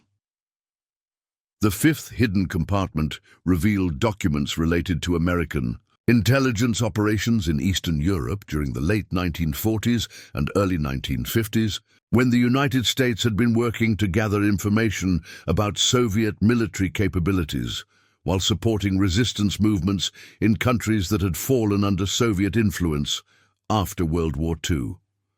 The documents included details about American agents who had operated behind the Iron Curtain, intelligence networks that had provided information about Soviet activities, and assessments of the effectiveness of American efforts to counter Soviet expansion in Europe. These Eastern European intelligence documents represent some of the most dangerous and heroic intelligence gathering in American history, Dr. Martinez explained. The operatives who collected this information were working in Soviet-controlled territory where discovery meant imprisonment, torture, or execution. Their courage and dedication provided information that helped American policymakers understand Soviet intentions and capabilities during the most dangerous period of the Cold War. The Eastern European materials also included correspondence between American intelligence officers and resistance fighters who had continued fighting against Soviet occupation after the end of World War II, representing American efforts to support freedom movements in countries where Soviet control was being imposed through military force and political repression. The sixth and final hidden compartment contained what Agent Walsh immediately recognized as correspondence between high-ranking American officials about intelligence operations, military planning, and strategic assessments that had remained classified at the highest levels of government secrecy. The correspondence included communications between military commanders, intelligence directors, and political leaders who had been responsible for American national security policy during the early Cold War period.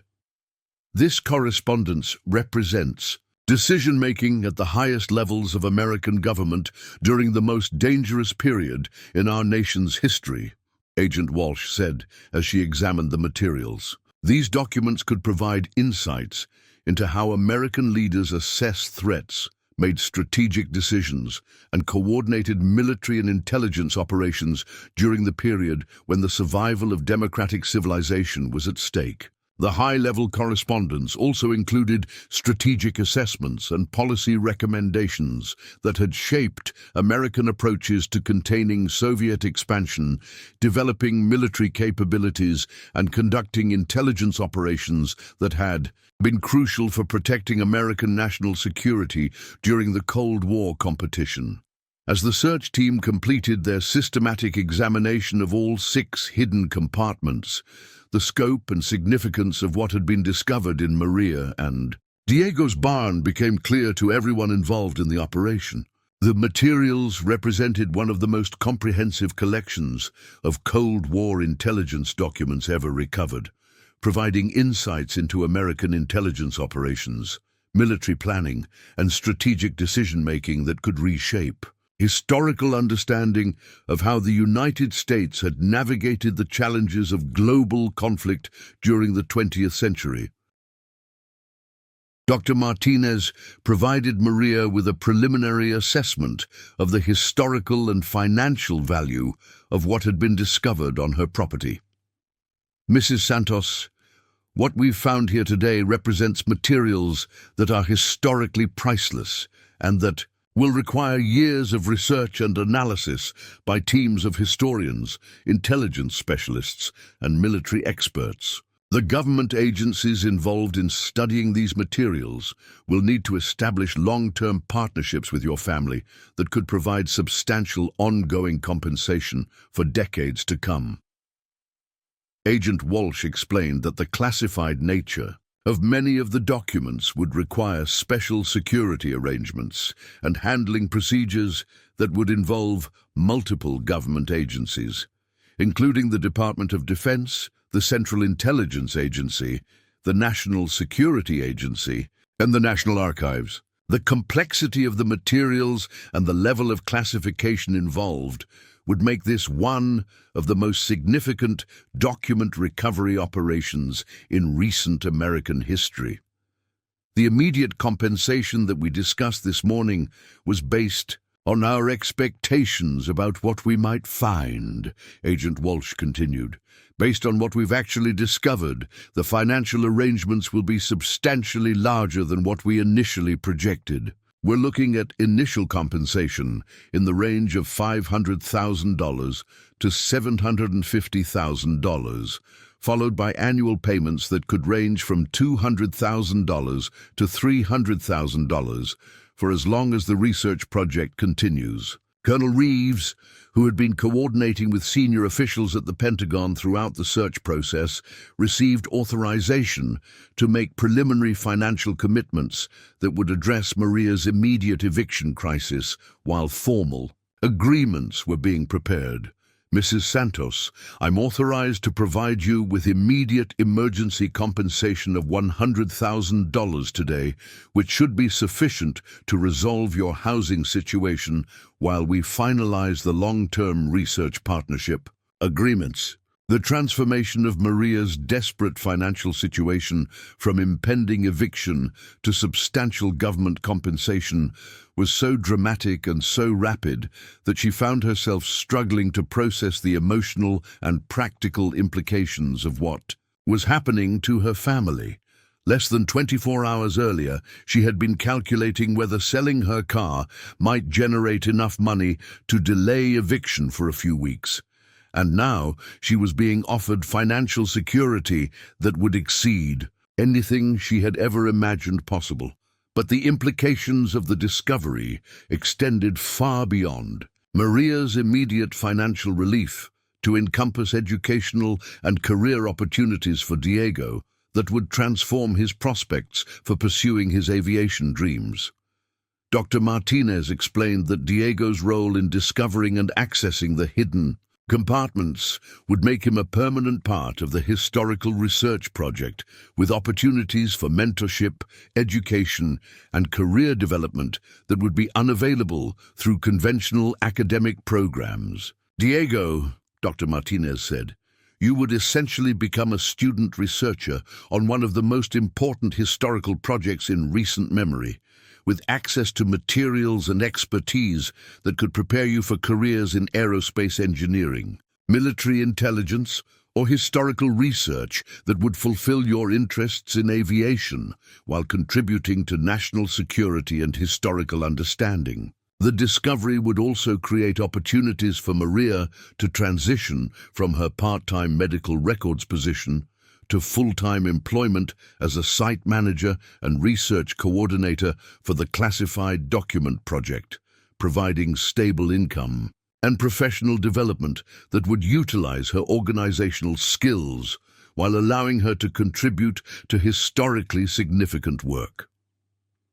As the implications of the morning's discoveries began to settle over Maria and Diego, they realized that their lives had been transformed not just financially, but in terms of their identity, their purpose, and their connection to American history in ways that would provide meaning and fulfillment far beyond the immediate relief of their financial crisis. Lieutenant Colonel Harrison, who had been observing the search process with obvious satisfaction, approached Maria as the team prepared to secure the recovered materials for transport to specialized research facilities. "Maria," he said, I want you to know that your family is about to become partners with the United States government in preserving and studying some of the most important historical materials in American intelligence history.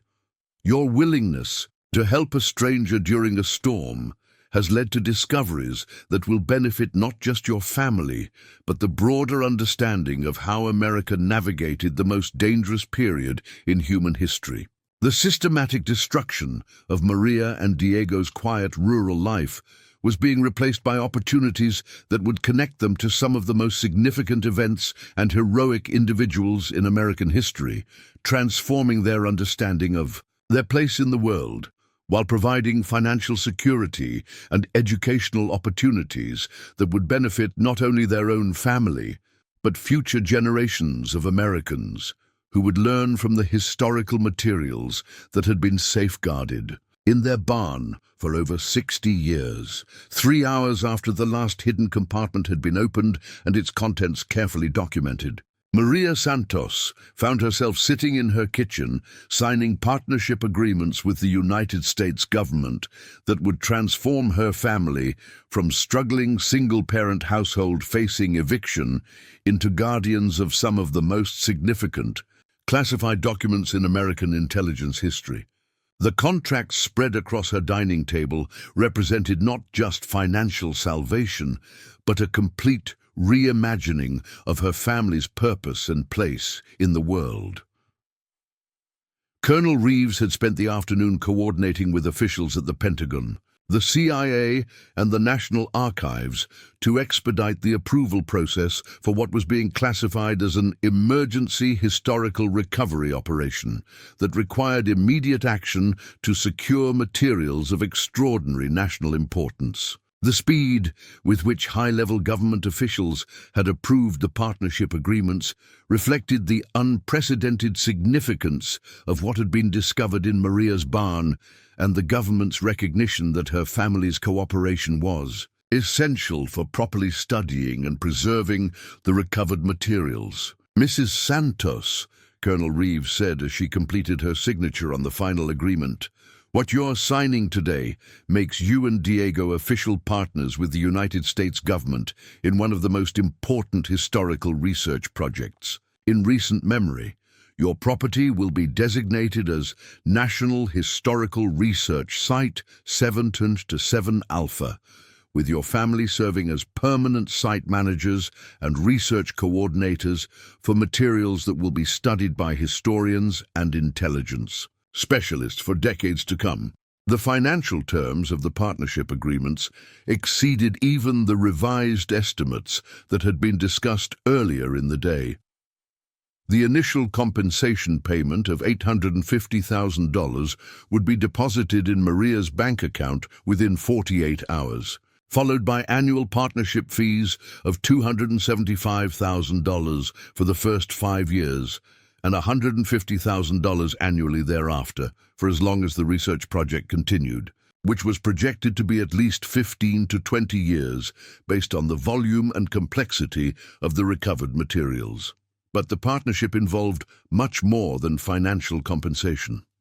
Dr. Martinez explained that Maria and Diego would become integral members of a research team that would include historians from major universities, intelligence specialists from government agencies, and technical experts from aerospace and defense contractors who would be studying the classified materials to understand their historical significance and contemporary relevance. Maria, Dr. Martinez said, "You'll be working directly with some of the most distinguished historians and intelligence experts in the country, helping to manage research activities, coordinate access to materials, and ensure that the site maintains the security standards required for handling classified information." This isn't just a financial arrangement.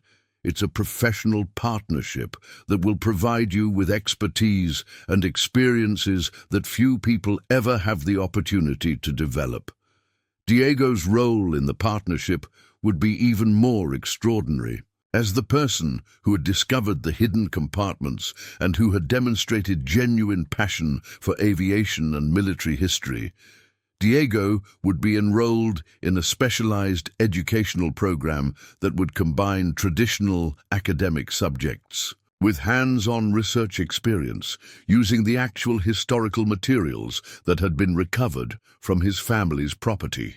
Diego, Dr. Martinez continued, you'll be working with technical documents about jet engine development, rocket propulsion systems, and military aircraft designs that were created by the same German scientists and American engineers who developed the aerospace technologies that made possible everything from supersonic flight to space exploration. You'll have access to information that isn't available in any textbook or museum, and you'll be learning from experts who are studying these materials for the first time in over 60 years. The educational opportunities being offered to Diego included full scholarships to specialized summer programs at the Air Force Academy, internships with aerospace contractors, and mentorship relationships with retired military officers and aerospace engineers who would help him develop the technical knowledge and professional connections necessary for pursuing his aviation dreams at the highest levels. Lieutenant Colonel Harrison, who had been preparing to return to Malmstrom Air Force Base, approached Maria and Diego to share information about his own role in the events that had brought them together. Maria, I need to tell you something that I haven't been completely honest about, Harrison said. My emergency landing here wasn't entirely accidental. The Air Force has been searching for Cold War storage sites like yours for several years, and we had identified your property as a possible location based on historical records and aerial reconnaissance. Harrison explained that he had been conducting a reconnaissance flight over the Flathead Valley when the storm had forced his emergency landing, but that his presence in the area had been part of a systematic search for classified document storage sites that had been established during the 1940s and 1950s. The storm was real and the emergency was real, Harrison continued, but I was already in this area because we suspected that your property might contain materials that we needed to recover and secure. However, Harrison added, what we discovered here today exceeded our most optimistic expectations.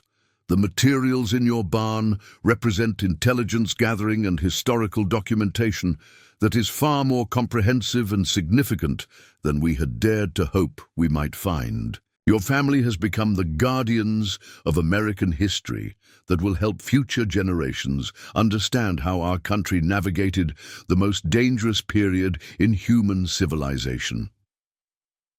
Agent Walsh provided Maria and Diego with detailed information about the security arrangements that would be implemented to protect both the classified materials and their family's safety during the research project. The security measures would include periodic visits by government security specialists, installation of advanced surveillance and alarm systems, and coordination with local law enforcement agencies to ensure that their rural property received appropriate protection without disrupting their normal family life. The security arrangements are designed to be as unobtrusive as possible while providing the level of protection required for materials of this classification level, Agent Walsh explained.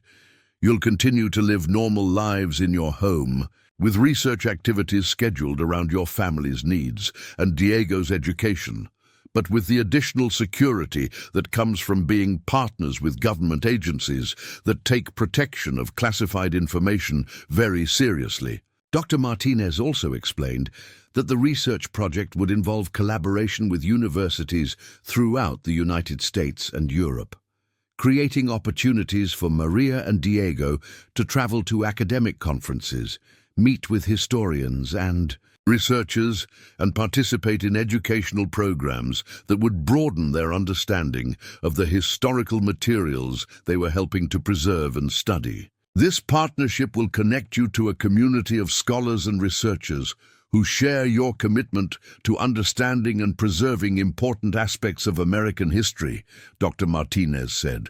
You'll have opportunities to learn from experts, contribute to historical research, and help ensure that the sacrifices made by intelligence operatives and military personnel during the Cold War are properly recognized and remembered. As the afternoon sun began to set over the Montana mountains, casting golden light across the property that had been transformed from potential site of family eviction to nationally significant historical research facility, Maria found herself reflecting on the extraordinary series of events that had begun with her decision to help a stranger during a storm. The $850,000 initial payment would not only resolve their eviction crisis, but would allow her to purchase the property outright, ensuring that Diego would grow up in the rural Montana home that had become their sanctuary from violence and uncertainty. The ongoing annual payments would provide financial security that would allow Diego to pursue his education without the stress and limitations that had characterized their previous years of financial struggle.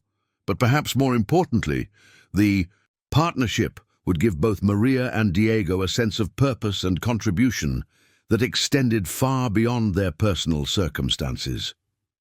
They would be preserving and studying materials that documented the courage and sacrifice of intelligence operatives, military personnel, and government officials who had risked their lives to protect American national security during the most dangerous period in human history. "Mom," Diego said as they watched the military personnel securing the recovered materials for transport to specialized research facilities, "do you realize that we're going to be working with the actual documents that were created by the people who developed jet engines and rocket technology?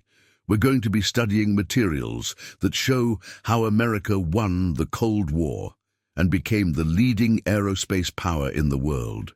Maria looked at her 12-year-old son, whose excitement about the educational opportunities ahead of him had replaced the anxiety and uncertainty that had characterized his behavior during their months of financial crisis. Diego's dreams of becoming a pilot were no longer distant fantasies that might be impossible to achieve, but realistic goals that would be supported by educational opportunities and professional connections that few young people ever receive. "Diego," Maria replied, "I think we're going to learn that the most important discoveries in life often come from the simplest decisions to help other people when they need assistance. If I hadn't decided to go out in that storm to help Lieutenant Colonel Harrison, we never would have learned about the treasures that were hidden in our barn, and you never would have had the opportunity to study the actual history of military aviation." As evening approached and the military personnel completed their initial documentation and security arrangements, Colonel Reeves approached Maria to discuss the immediate next steps in implementing their research partnership.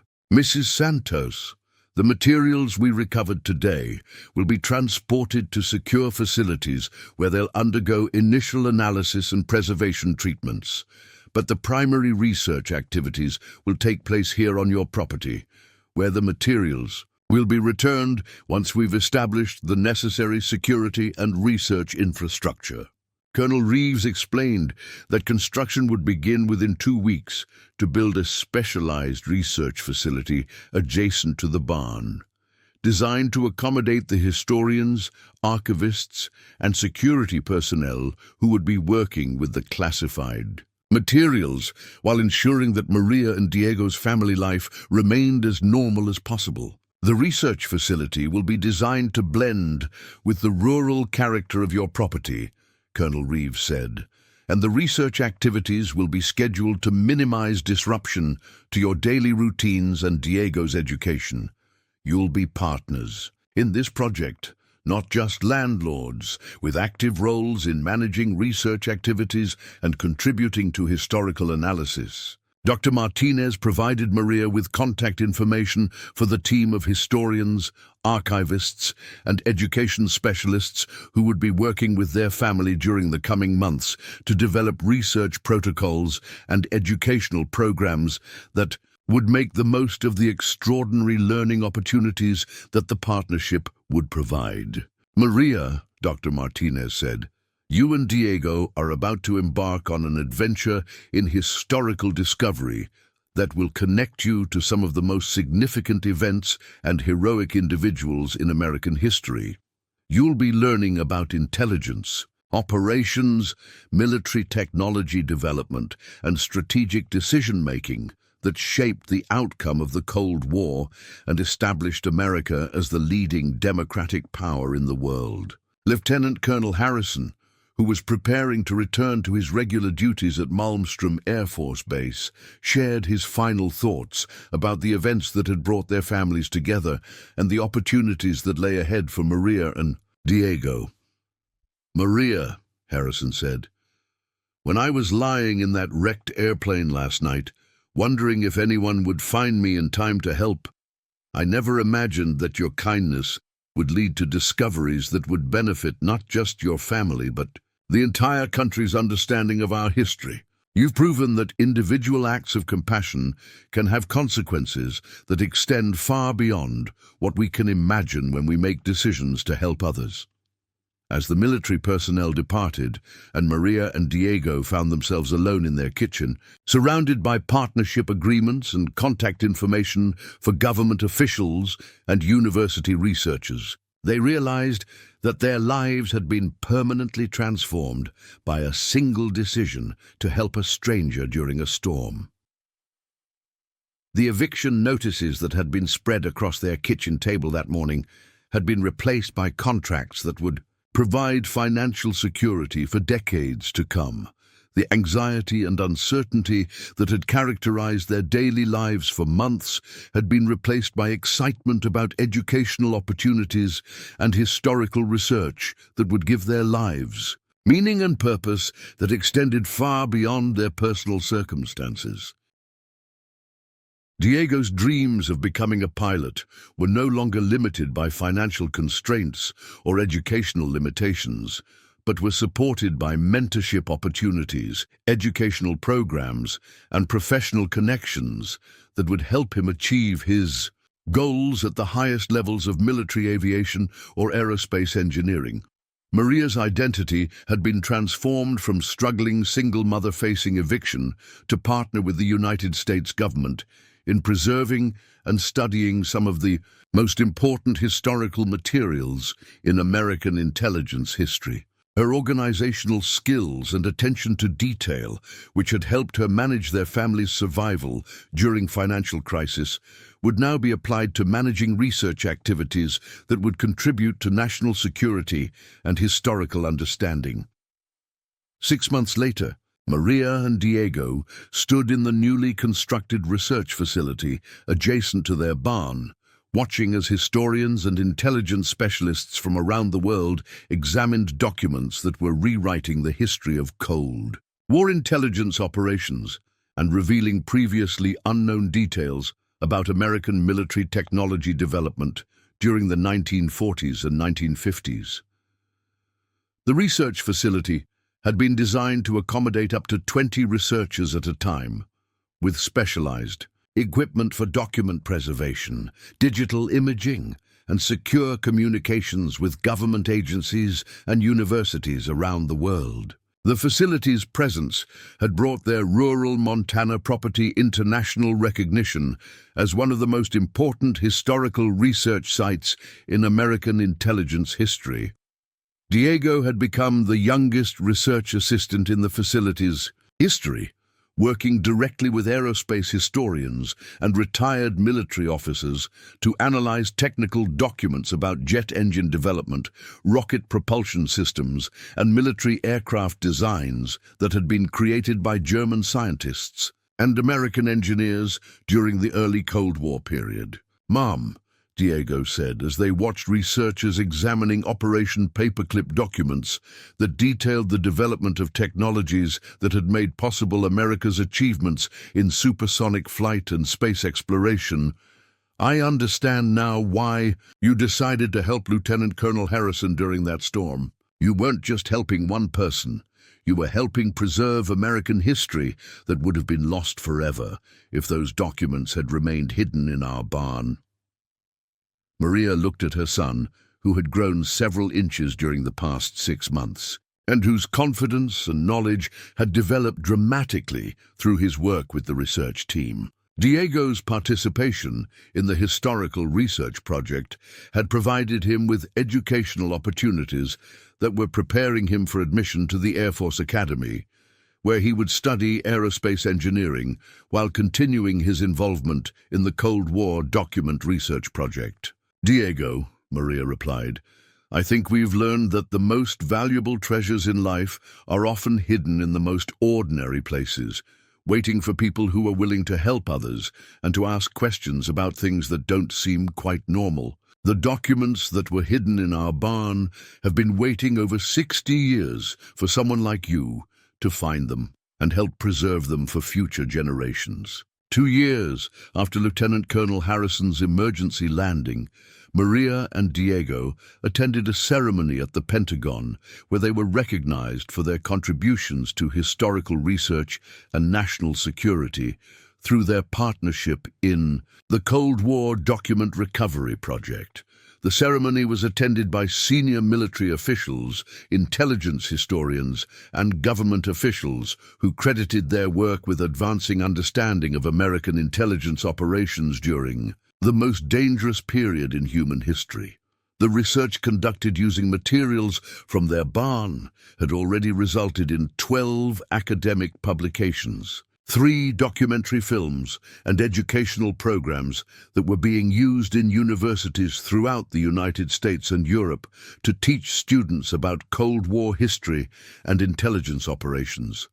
The materials had also contributed to policy discussions about contemporary national security challenges, providing historical context for current intelligence and defense planning activities. "Mrs. Santos and Diego," said General Patricia Williams, the Air Force Chief of Staff, during the Pentagon ceremony, "your willingness to help a stranger during a storm and your dedication to preserving and studying the historical materials discovered on your property represent the best traditions of American citizenship and service.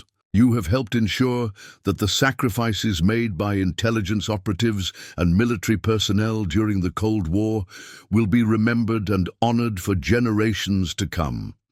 Diego, now 14 years old and preparing for his junior year of high school, had been accepted into the Air Force Academy's preparatory program and had received scholarship offers from multiple universities for aerospace engineering programs.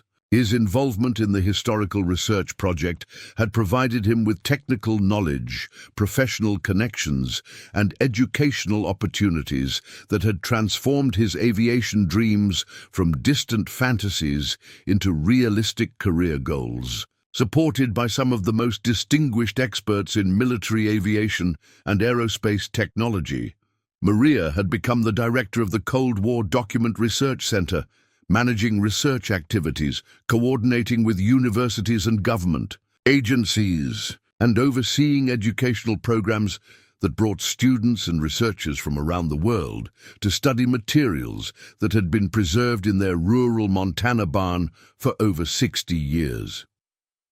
The financial security provided by their government partnership had allowed Maria to purchase their property outright and to establish college savings accounts that would ensure Diego's education regardless of what career path he chose to pursue. But more importantly, the partnership had given both Maria and Diego a sense of purpose and contribution that extended far beyond their personal circumstances, connecting them to historical events and heroic individuals whose sacrifices had shaped the course of American history.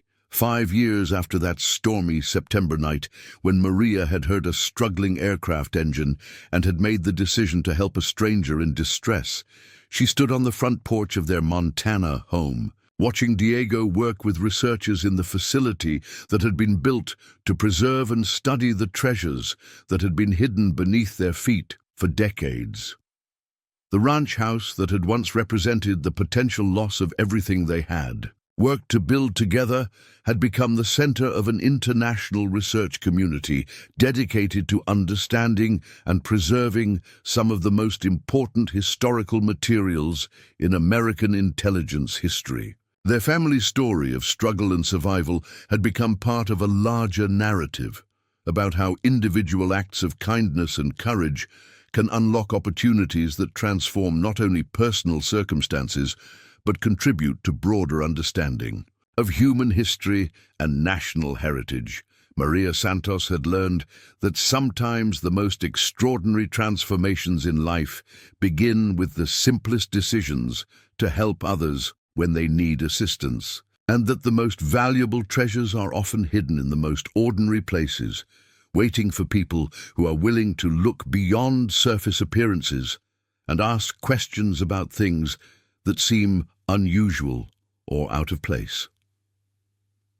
The barn where Diego had spent his childhood building model airplanes and dreaming of flight had proven to contain the actual historical documentation of American aerospace achievements that had made his dreams possible, connecting his personal aspirations to the broader story of American technological advancement and military strength during the most challenging period in human civilization.